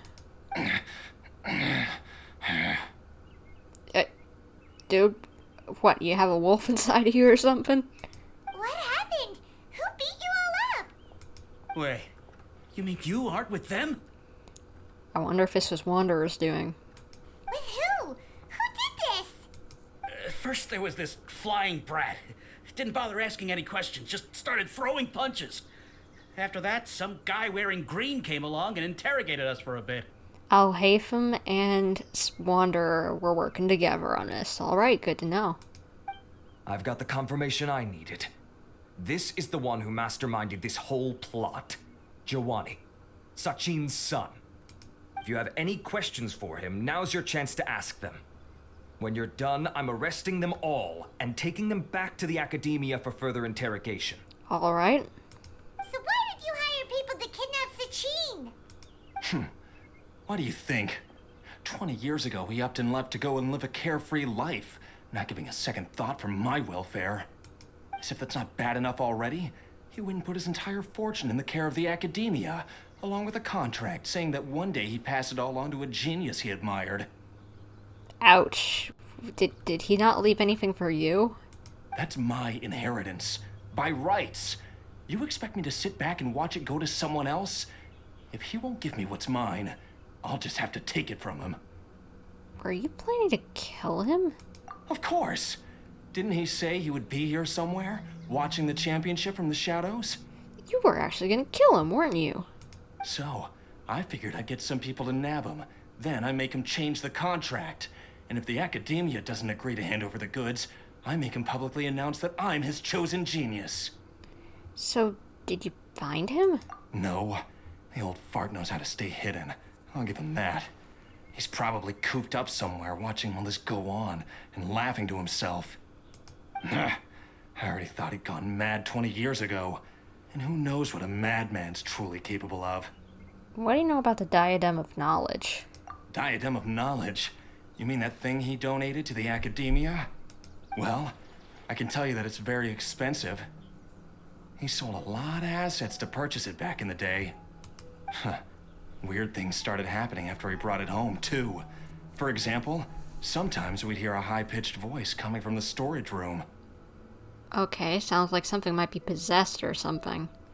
Also, before donating it to the Akademiya, he once shut himself in that same storeroom and researched it non-stop for days. Something was already seriously wrong with him by that point. Nothing he did shocked me. What do you mean, something wrong with him? I only have a vague memory of it, since I was very young at the time. But I have the impression that he went out into the desert for research and didn't return for many years. When he finally did return, he was a changed person. He would mumble incomprehensibly and write essays day and night. Sounds like he went insane. I asked if I could see what he'd written, but he chased me out of the room. Later, he went out somewhere and took his written essays with him. When he got back, he signed his contract with the Akademiya. Part of me wonders whether he'd already stopped being my father by that point. Perhaps the man we called Sachin was a demon from the desert who was wearing his skin. That's gotta be hard to deal with, that even if it is him, it's someone so different. Good lord. Okay, you can stop now. You're creeping Paimon out. You can believe me or not. Doesn't matter to me. I told you all I know. But if you do see Sachin, tell him this for me. Whatever it is that he's researching out there, he'll always be garbage in my eyes. Okay, I don't know if I'll pass that along. If he turns out to be actual crud, I might. You finished? In that case, come with us. Well, we finally caught the guy behind all this. Thanks for providing us with the critical information. Do you still have any lingering concerns? The Diadem of Knowledge. Yeah, Alhaitham's notes do mention that item. Scribe Alhaitham looked into this matter. Understood. Well, if you believe there to be an issue with the diadem, I'd suggest contacting the organizers and getting them to pause the competitions while we investigate. That makes sense. Okay then, let's get back to the venue. We need to tell Karina what's going on. Karina! You're finally back. Where have you been? I looked everywhere for you. The third round's already started. We were out capturing some bad guys who wanted to kidnap Sachin. But that's not important right now. We think there might be something wrong with the Diadem of Knowledge, and we'd like to investigate it. The diadem? That seems unlikely. Why? The Diadem of Knowledge has been used in every extravaganza over the last 2 decades, always without incident. Why has this come up now? Some new information has come to light. This is pretty serious. Let me think. Okay, here's the situation. The diadem is currently in Mount Ima Forest. We moved it there before the third round began. In the third round, contestants have to go into Mount Ima Forest, find the diadem, bring it back, and place it on the stand. The first person to do this gets 4 points. Considering how close the scores are between our contestants, whoever wins this round is very likely to be the winner of the whole competition. As such, I suspect competition to be very fierce. You might not make it in time. We have to give it a shot. I'll mark the diadem's location for you. Please head there immediately. Let's hope nothing happens. All right, let's go. Uh-oh. This place looks empty. Oh no. They already have it. Someone already take it? Well, we might as well head back and see if anyone's turned it in. gosh, slimes, I don't have time for you right now. Oh, looks like Layla has seized the diadem. But getting to the goal won't be easy. Oh my. Layla, careful. Wanderer! Hat guy enters the fray. Or, sorry, Hat Guy. Watch out for those missiles!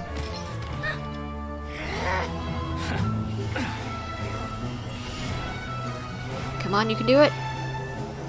Not that I want Kaveh to win, but still. Whoa! Okay, yeah. You can do it. Oh, Cyno going Naruto running. Farazan's device has gone haywire. The competition is heating up. Oh. And here's Kaveh bringing up the rear. Oh, they fighting. They fighting. The boys fighting.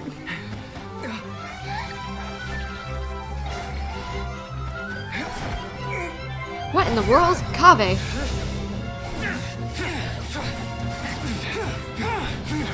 Boys, calm it down.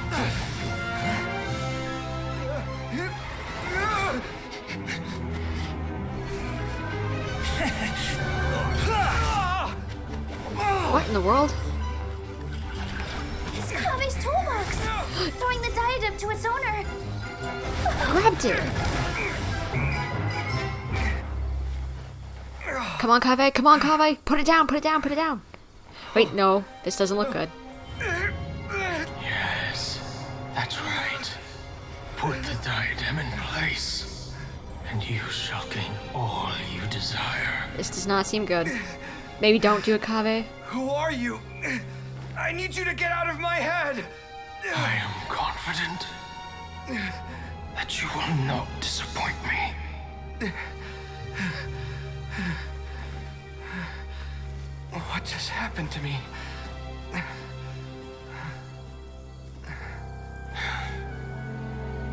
Something's wrong.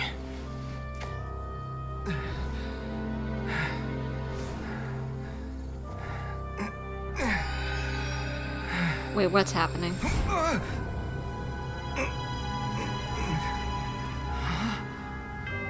What the?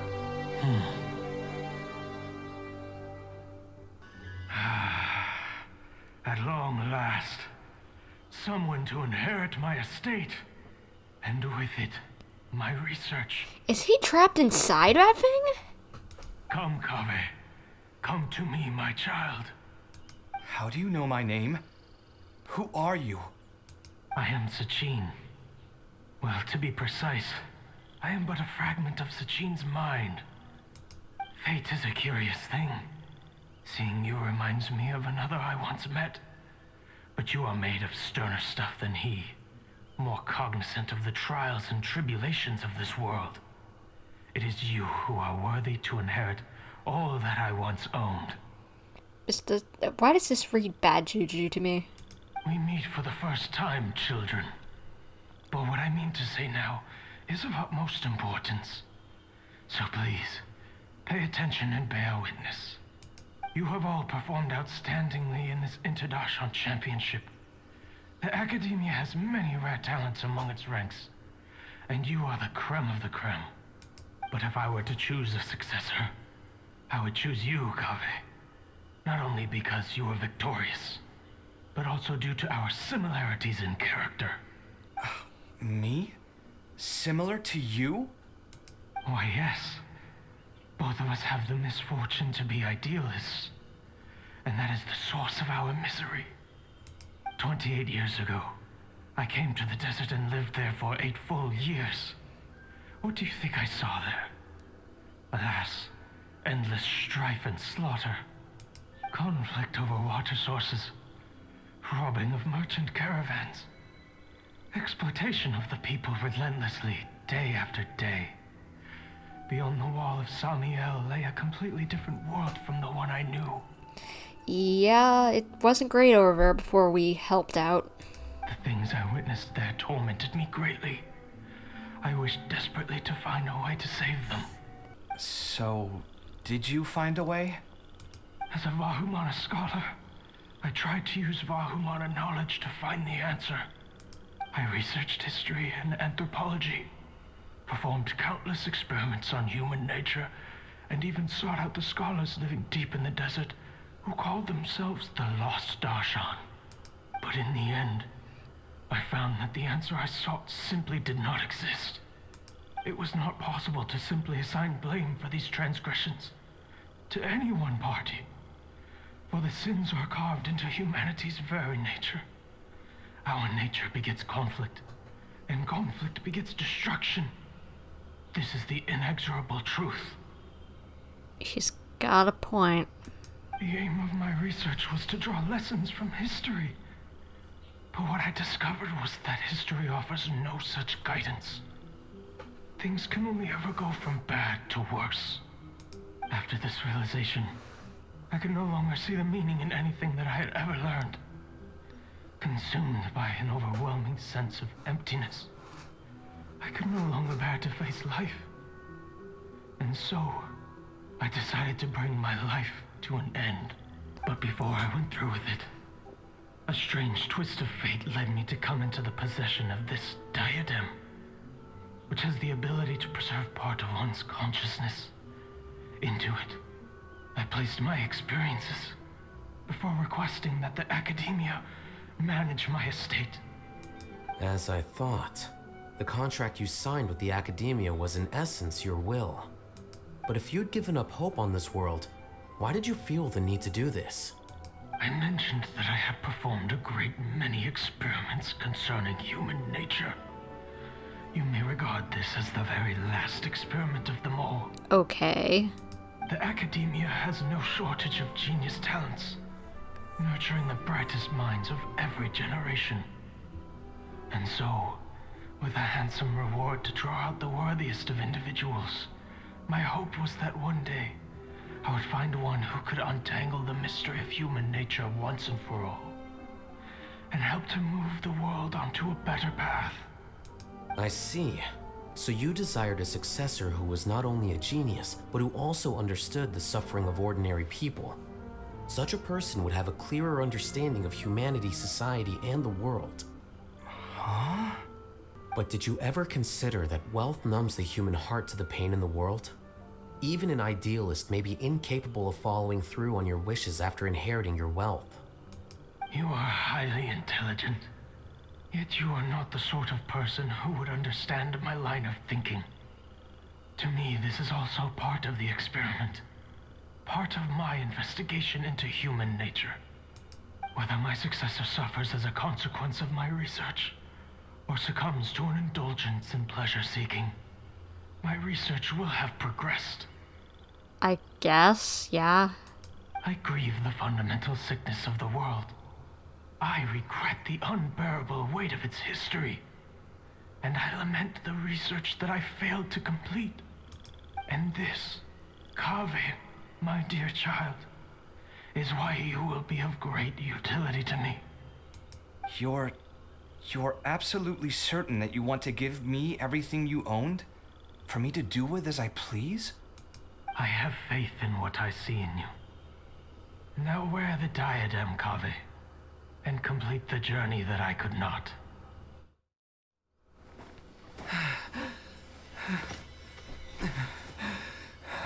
Will the verdict I reached cause you suffering? Or will this newfound wealth numb your heart? I look forward to your answer. All of my research materials are being stored at our... Huh? I've heard enough! My life's enough of a mess already. The last thing I need is more suffering. Keep your Mora. I don't need it. Didn't you say that you saw a lot of people in pain? Well, if that's the case, then your wealth can go to them.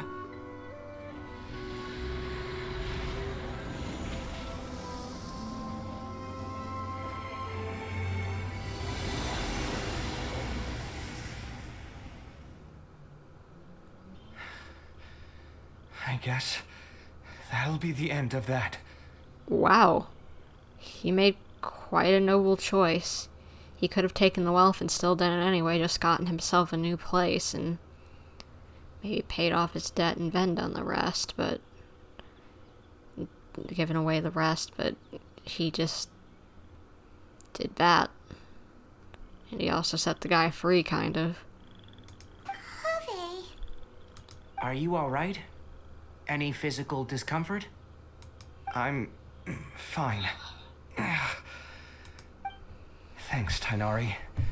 Don't worry about me. Don't push yourself too hard. Yeah, I'd be careful after all whatever that was. Kaveh.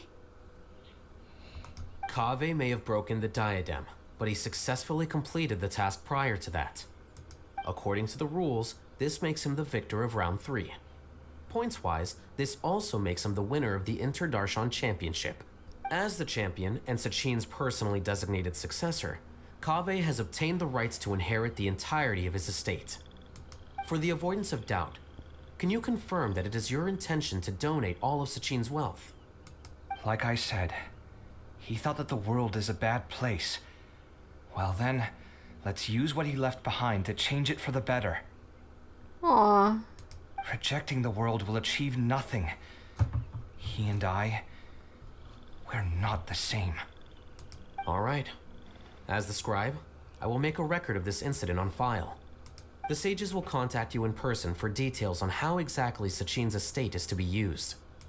That sounds fine. I don't know if his research findings were right, nor would I know how to finish his research for him. But what I do know is that by ending this here, no contestants will have to suffer. We won't be the last. There will be more championships to come, and countless future scholars will follow in our footsteps. Sachin's words can only cause pain, but not anymore. No one else has to hear them now. We're all scholars here. I know full well that shutting down his views like this is autocratic and arrogant. Fine by me. I'll bear that responsibility. Aw, he's so self-righteous. It's so sweet. He's like a literal, just like perfect saint in some ways. It's the least I can do. And, well, it's the only thing I can do. Well said. What you've expressed is a sense of justice and idealism that many aspire to, but few dare follow through with. I say this despite the fact that, in my view, it's quite ridiculous. You have long been aware of what your flaws are, but your pride alone prevents you from admitting it. Nevertheless, your perspective is well suited to appearing in a victory speech. Contestant Kaveh, on behalf of the organizing committee, it is my honor to congratulate you on your victory. What? Please. I don't need your insincere praise. Anyway, this isn't the time or place for debates. Keep your commentary focused on the competition, not my views. Congratulations, Kaveh. Also, you'll need to prepare for the award ceremony. Thank you all for your excellent performance. And that brings this year's Interdarshan Championship to a close.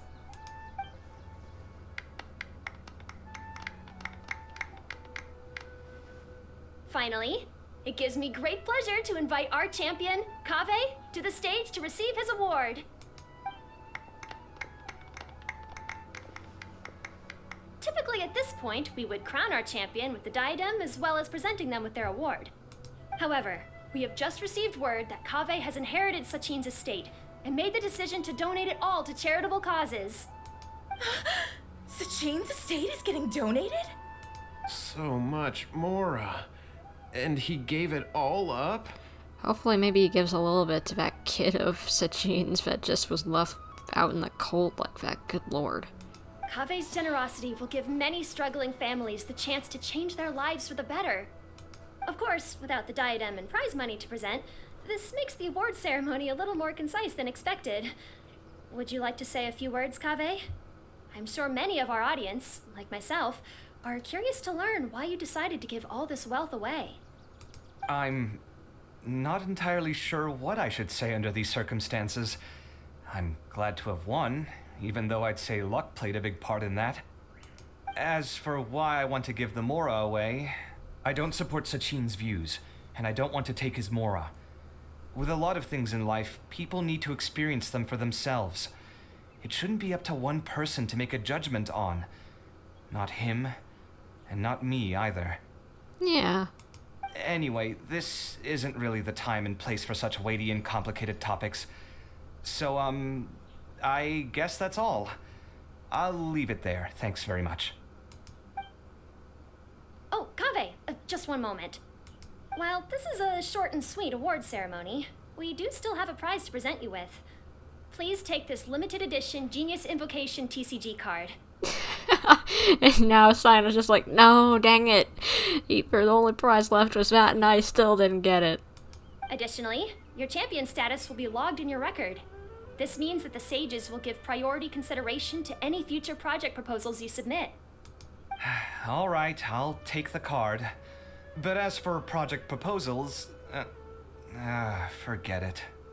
In that case, I declare the award ceremony over. Let's give our champion Kaveh one last big round of applause.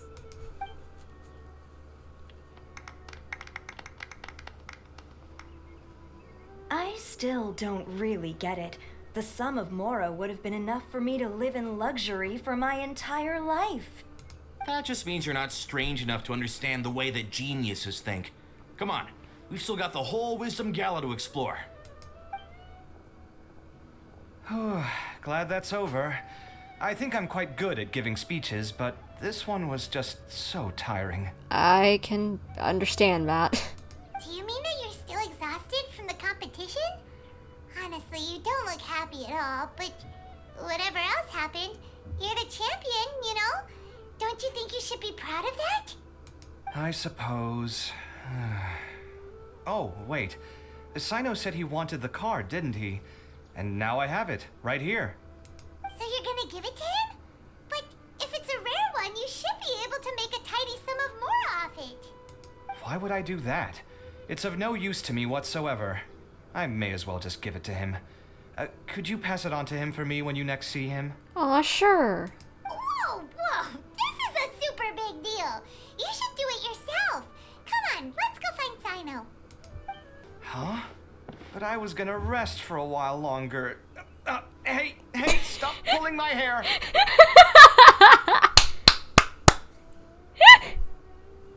Did they really just had Paimon just drag him by his hair? Oh my gosh. What you looking at, Cyno? I'm still thinking about the Sachin issue. What brings you here? Well, they gave me this limited edition Genius Invocation card, and I figured you'd have more use for it than I. But it's a limited edition. Are you sure you want to give it to me? What else would I do with it? I have no use for it. Aw, boy's happy. But it's limited edition. Kaveh, are you in trouble? You don't have to do all this. Just tell me what's wrong and I will help. What are you gonna be like? Blink twice at ice if you're being coerced into doing something? Oh, that's not what I meant at all. Yes, I have all sorts of problems, but that has absolutely nothing to do with this card. I'll figure my own issues out by myself. All right. In that case, I accept your generosity.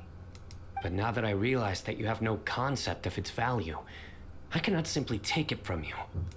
How about this? I shall buy it from you at a fair price. Namely, the price that the previous limited edition card sold for. Really? Oh, come on. It's just one card. How much could it really be worth? 1 million more at the very least. Holy boy! You can actually get yourself someplace new. How much? 1 million more? If you feel that's too low, I can go a little higher. 1 million mora for a card? But you already have a whole bunch of these, shiny ones, don't you? I saw your deck last time we played. Not every card is this valuable, and some cards are exquisitely designed, but not rare. Huh. Well, I guess they must pay you plenty to be General Mahamatra if you're splashing out on things like this. Goodness, I agree. My dude, that is a lot of money. But really, it's fine. I'd feel bad taking Mora from a friend. Dude, you are never gonna He was offering. He was fine with it. And, but you really could just sell it and then to him, even for like a quarter, an eighth, a 15th, and you could probably get someplace ace for yourself. Don't feel bad. I save a lot. I can spare the Mora for this card. You don't spend all your savings on your hobbies, do you? You should watch that, you know. You definitely don't want to end up borrowing money in a moment of impulsivity. Living with debt is miserable. Sounds like you're speaking from personal experience. I guess you've been through a lot? Yep. I don't want to talk about it. In that case, maybe you're the one who should be listening to your advice. In any case, I, Cyno, will take this precious card, and it shall join the deck of destiny. Kaveh, come with me in a few moments to collect the Mora. Thanks to you, I have achieved my goal for participating in this tournament. So are you actually going to pay for it, or is he not going to let you? All right, if you insist. Far be it from me to refuse your courtesy any further. Well, at least I'll be able to keep on top of my bills this month. Maybe I'll even have some left over. In fact, let me treat you all to a meal later. Bring Tighnari and Kaveh, too. Well, this is what they call all's well that ends well. I really wish the boy could have just gotten a place of his own, but I guess that's not going to happen. Paimon wonders how the other contestants are doing. Let's go check in with them, shall we? Since we're guest commentators and all. Yep. It is our job. I'm telling you, you can't go wrong taking advice from me on what to wear. Back in the day, my fashion style was considered cutting edge by everyone in the academia. Really? Well, then, sure, Madame Farazan. Maybe you could pick out a few fashionable outfits for us. Farazan, Nilu, even Dia and Candace are here. What are you all up to? Sounds like a shopping spree. Candace and I bumped into these two while we were strolling through the streets. Madame Farazan here's pretty friendly. When she heard that we were buying clothes, she decided to give us some help. I don't really see anything I'm familiar with. Never mind. We can purchase some textiles and make the clothes ourselves. Wait, what? Let's go with the plain fabric as our base. And embroider red and pink flowers on. Oh, and some green leaves. Oh, wait a sec. You sure that's the latest style? That sounds a lot like what the older folks back home would wear. Don't worry. This style is a timeless classic. No thanks. This is actually sounding pretty weird. Wait.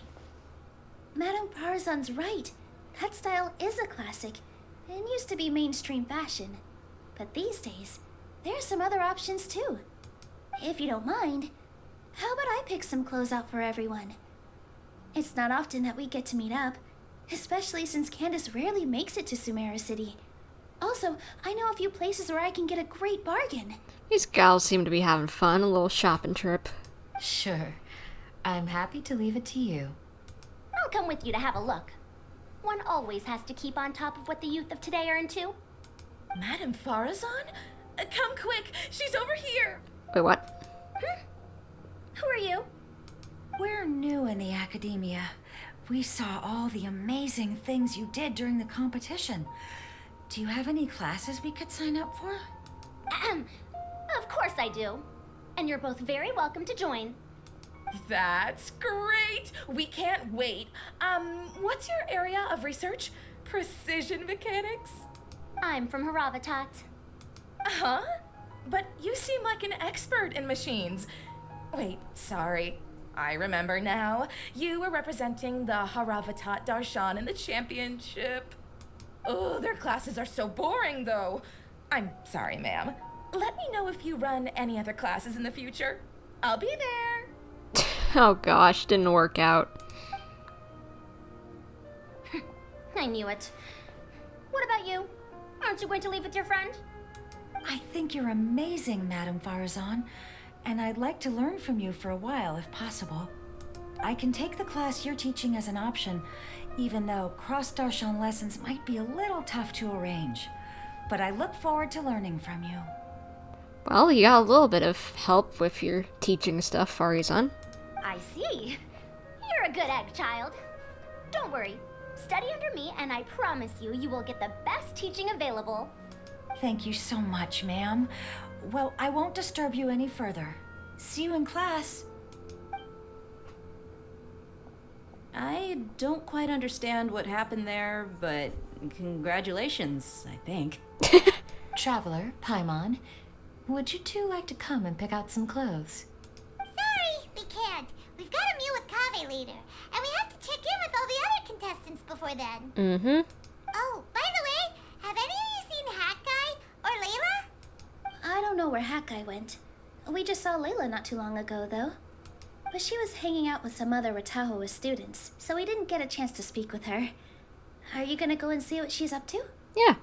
Ratahoa students? They must be the ones who voted for her to enter the competition, right? Oh, she didn't end up winning, so Paimon wonders how they feel about that. Let's go take a peek. I'm sorry, everyone. I could have done better in the 3rd round. Oh, stop it. If you're going to beat yourself up after doing as well as you did, how bad does that make us look, huh? Heck, it's not like any of us had the guts to enter the championship. I didn't see the whole thing, but you were the only contestant who scored points in both the first 2 rounds, right? Yeah. And I heard that you actually found the diadem first in round 3. You came so close to winning the competition. I just got lucky, I think. That can't be true. You had some really stiff competition out there. The renowned Tighnari from Amorta, even Cyno the General Mahamatra was there. You're amazing, all of you. Getting points off them is a huge achievement. The way I see it, people aren't exaggerating one bit with the nicknames they give you. You are a genuine genius. Aww, I guess she is getting all the praise that she deserves. Aw, thanks a lot. But I really don't think I qualify as a genius. In the 2nd round, for instance, I dozed off and somehow found myself beside the device when I came to. Ah, come on, don't be so hard on yourself. We've decided we're taking you out to celebrate, and that's final. Let's go. Cheer up, Layla. The rest of today's all about you. Looks like things are going well for Layla. This is great. We haven't seen Hat Guy since the end of the competition. Oh well, it's almost mealtime. We'd better go meet up with Kaveh and Cyno now. Yeah, let's go. Are you sure you have enough to cover this? Don't blow it all at once. Oh my gosh, the food looks so good sometimes in this game. Don't worry, I budgeted very carefully, and this is well within my means. Anyway, I've lost count of how many times you've treated me. It's high time I return the favor. Oh, Traveler, Paimon, over here. Hello. Ooh, look at all this. Good food, here we come. I heard that you went to see the other contestants. How's everyone doing? Farazan found herself a student, and Layla's classmates are bowled over by how well she did. We couldn't find Hat Guy, though. Who knows where he's gone? Yeah, no clue. Alhaitham's gone missing in action, too. The one time I'm actually in a good enough mood to treat him to a nice meal, he disappears without a trace. That guy. Where the heck could he have gone? I still have questions about that note he left. Well, whatever. He can do what he wants. Now, let's eat. Man, I want food now. I'm hungry. You shocked me a little when you hurled the diadem to the ground. On further reflection, of course, it made sense, but at the time I was expecting at least some amount of deliberation. Sachin's voice started talking to me inside my head from the moment I picked it up. I could feel his emotions, too. It was a mix of despair and horror swirling around inside my mind. He bombarded me with his ideas relentlessly, like he was trying to brainwash me. It gave me a splitting headache that only got worse as he went on. Like I was saying at the time, his views are not necessarily completely without value. But if all his research does is lead to misfortune, then we're probably better off without it. Yeah. If his forbidden research were to spread in a harmful form and cause people to suffer, the Madra would step in and ban it. I think you did the right thing. I suppose another way to approach it would have been to claim that you agreed to inherit his research, but give up the research as soon as you've inherited the wealth. But that wouldn't have been your style.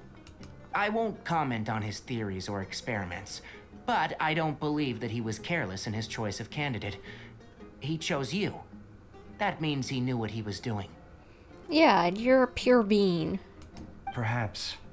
I just think that if you accept someone else's things, you should honor their wishes. That's a good thing. It means that you have integrity. Thank you, oh my god, thank you. See, you get me, Kaveh. It's a good thing Alhaitham isn't here right now. He'd be quick to explain why you're wrong. Seems like you always include him in the conversation, even when he isn't here.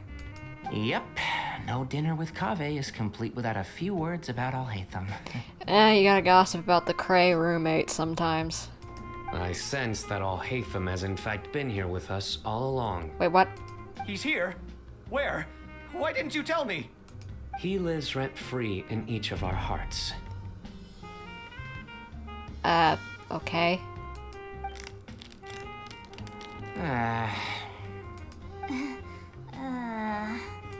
Oh, that was horrifying. It literally sent chills down my spine. What were those sound effects? Like ice crackling or what? Good thing you didn't say that before we started eating. That would have killed the mood in a heartbeat. All right, enough about Alhaitham. Tighnari, did you achieve what you wanted out of the championship? I did, in the first round, in fact. Word of mouth proved very effective. I spoke to a handful of people, they told their friends, and so on. Now, a record number of people have signed up to attend the next lecture. Oh, are you free next month? You should come along, maybe even say a few words. About what? I don't know the first thing about anything Amorta related. Just play to your strengths. For instance, you could talk about the distinguishing features of rainforest architecture, or ask everyone not to chop down too many trees the next time they're building a house. Oh, well, that's no problem. Sure, I'll make time. Has everyone had enough to eat? I can order more if anyone's still hungry. I'm full. Thanks. Paimon's super full, too. If only we could eat like this every day. Yeah, we should do this more often. Work will always be there, but seeing friends is important too. This is a good restaurant. Let's definitely come here again. This is so sweet and wholesome. I don't know why. It's just so nice just to see everyone chilling. Not having to worry about how crazy archons and whatever's going on with the heavenly principles and everything, you know? Whatever travesty is happening. I don't mind these breaks in between the main story stuff with these events. We need the wholesomeness and just a breath of fresh air every now and again, even if it doesn't have a giant lore bomb in it. Sounds good. We should pick a few other places as backup options, though. There are other good places around here, too? Oh, and don't forget to invite us if you go. There's nothing we love more than good food. I can't blame Paimon. I like good food, too. Well, it looks like this Interdarshan Championship's a wrap. All that stuff with Sachin and the diadem got sorted too. Have you still got anything else on your mind? Sachin's research. Oh, right. Yeah, Sachin said that he placed his research materials at somewhere beginning with but Kaveh smashed the diadem of knowledge before he could finish. It might be dangerous if someone finds his old research stash, right? Where do you think it could be? Aru Village? Holy smokes, you're right! He said he spent all that time researching in the desert, didn't he?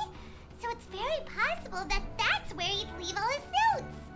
Alright then, let's head off to Aru Village and try our luck! Alright.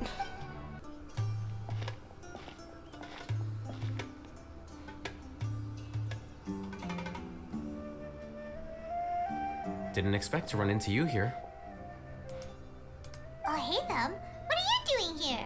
Yeah, just sitting here reading a book. And what are you reading? Are those Sachin's notes? Yes. Should you be reading them? I came across his profile while I was organizing some documents and became interested in his research. If it wasn't for that, I never would have agreed to being a commentator. I had a hunch after seeing the fragment of his mind, and sure enough, I came here and found his research. Wait, so you've read it already? Are you alright? How do you feel? I think you may have misunderstood something.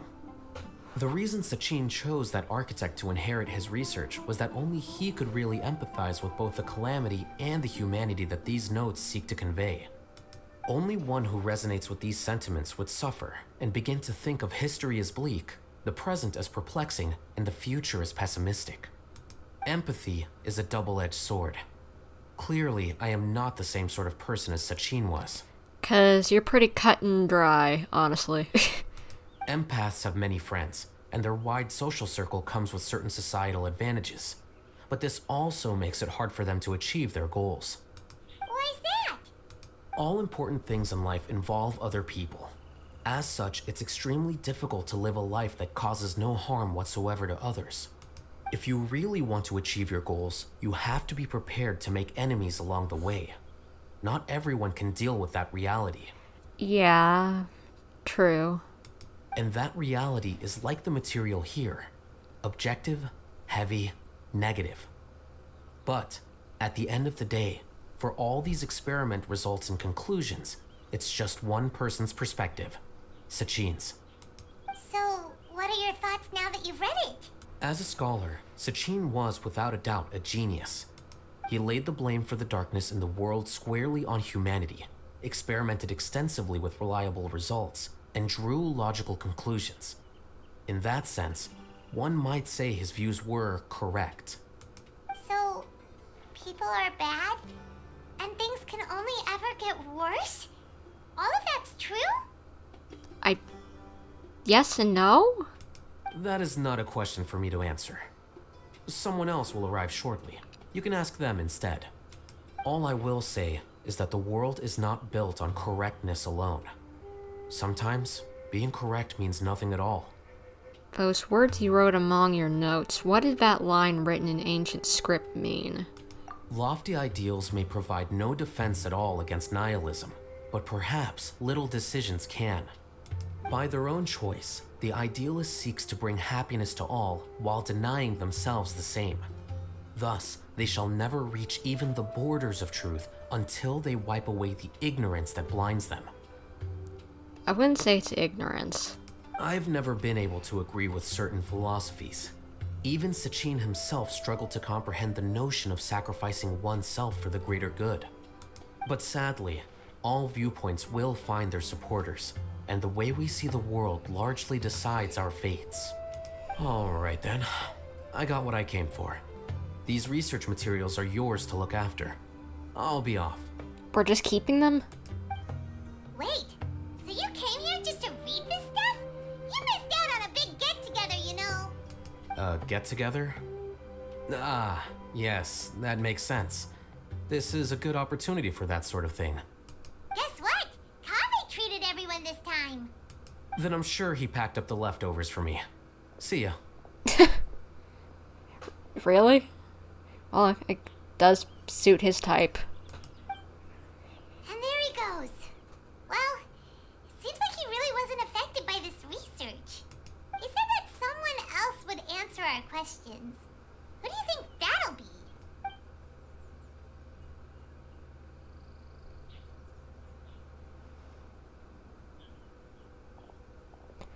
The Hidden Wanderer. Traveler, Paimon, you're already here. Nihira! Oh, and that guy. Oh, he's not that bad, come on. I know he's sassy, but come on. He had things to do. Wait, so you asked him to take part in the championship? Yes, that was me. Are you surprised? Actually, not really. Did you know that there was something wrong with the diadem from the start? And if so, why didn't you switch it out for another one? Because Sachin's research is not mistaken. He spent his entire life researching this topic, and these materials are a result of that. These are the crystallization of his wisdom. Yes, I was worried that the material might cause some disruption, but I didn't want to wipe away all his hard work searching for the truth. Okay. So instead, I had Hat Guy here help me keep an eye on things. Wait, please tell me you gave him the nickname. Seriously? I think you can stop calling me that now. Why? Don't you like it? She totally came up with the nickname. Well, anyway, if Sachin's chosen successor hadn't been able to handle his research, or if it had brought pain to more people, he would have intervened at a suitable moment. And after all that, the person Sachin chose turned his nose up at his life's work. Pretty hilarious. Yeah, kinda.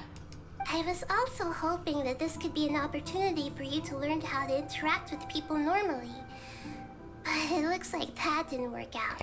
Yeah, he was as sass as usual, but he did help out with something at one point. That wasn't necessary.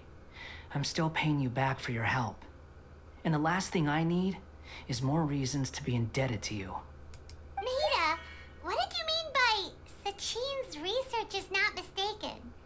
Does that mean that you approve of his research? Put it this way instead. Truth to me is like a shroom boar. What? Some people only see the mushroom on the shroom boar's back, and they conclude that the shroom boar is a mushroom. Others see only the shroom boar's body, and they declare that the shroom boar is a boar. Still others look deeper inside, and determine that the shroom boar is meat.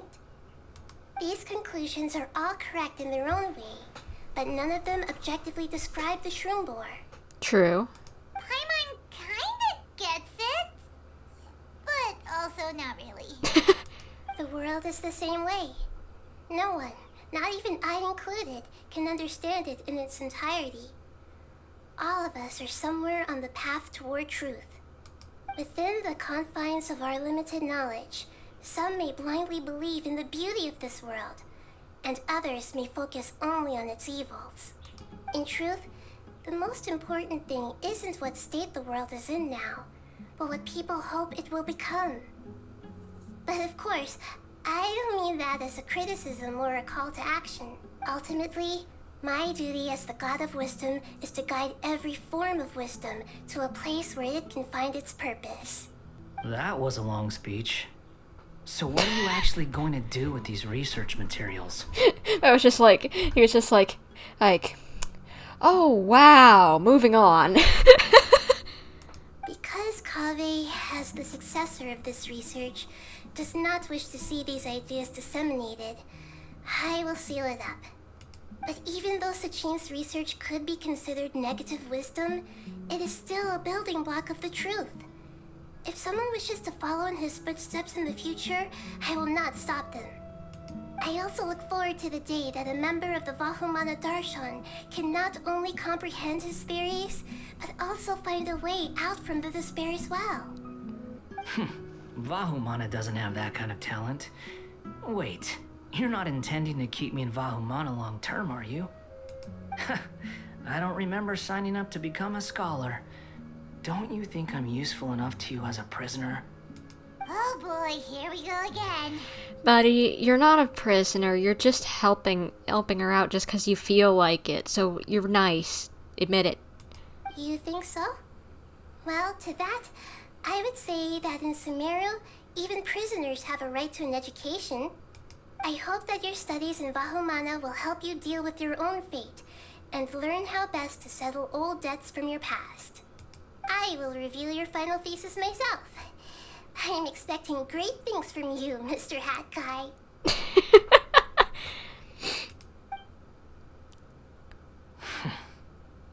Aw, the boy was smiling. See, I like him. He's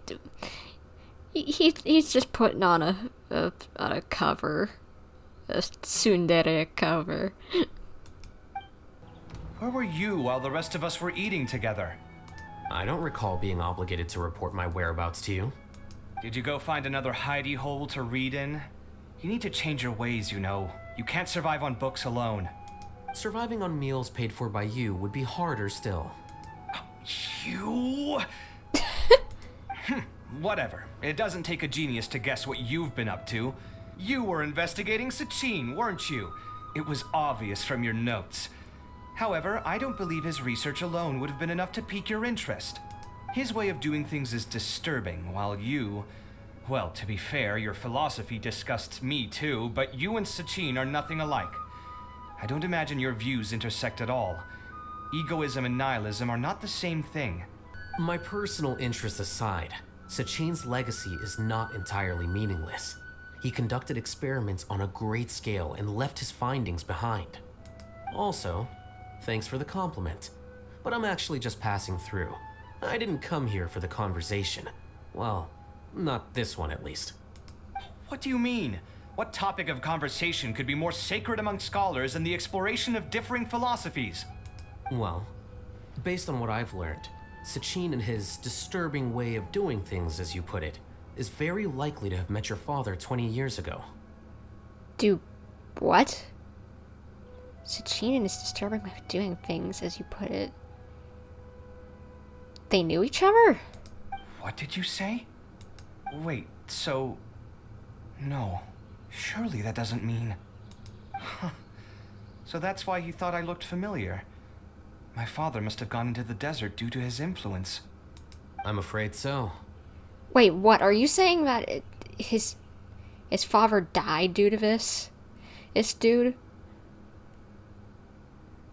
Oh, crud. Good thing I shattered that diadem. From now on, nothing like that will ever have to happen again. The boundaries of knowledge are ever expanding. Someone else will inevitably pick up the same line of research one day, and Vahumana regards it as a reasonable research direction. Oh, not this again.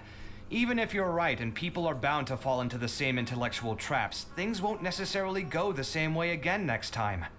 You have to admit that the actions of one individual don't always predict the behavior of the group, and vice versa. Take Sachin, for instance. He's quite an anomaly. And so is the one who stopped him. You. Conflicts of this nature are indeed exceptional, but it will occur again in the future. You said it yourself. The actions of one individual cannot predict the behavior of a whole group. You know that not everyone would have chosen as you did. Very true. Even so, I stand by my views. You can forget about trying to convince me. That's fine. We've been arguing over this for years, and I don't hold any hope of you understanding. The issue we're debating has long since moved on from who's right and who's wrong. Thanks for letting me know all this. What? I said, thanks for letting me know. Hey, stop acting like you didn't hear me. You're doing this on purpose, aren't you? They say that earnest thanks should be given thrice, so one more time, please. Is he doing a... Sorry, I didn't hear you.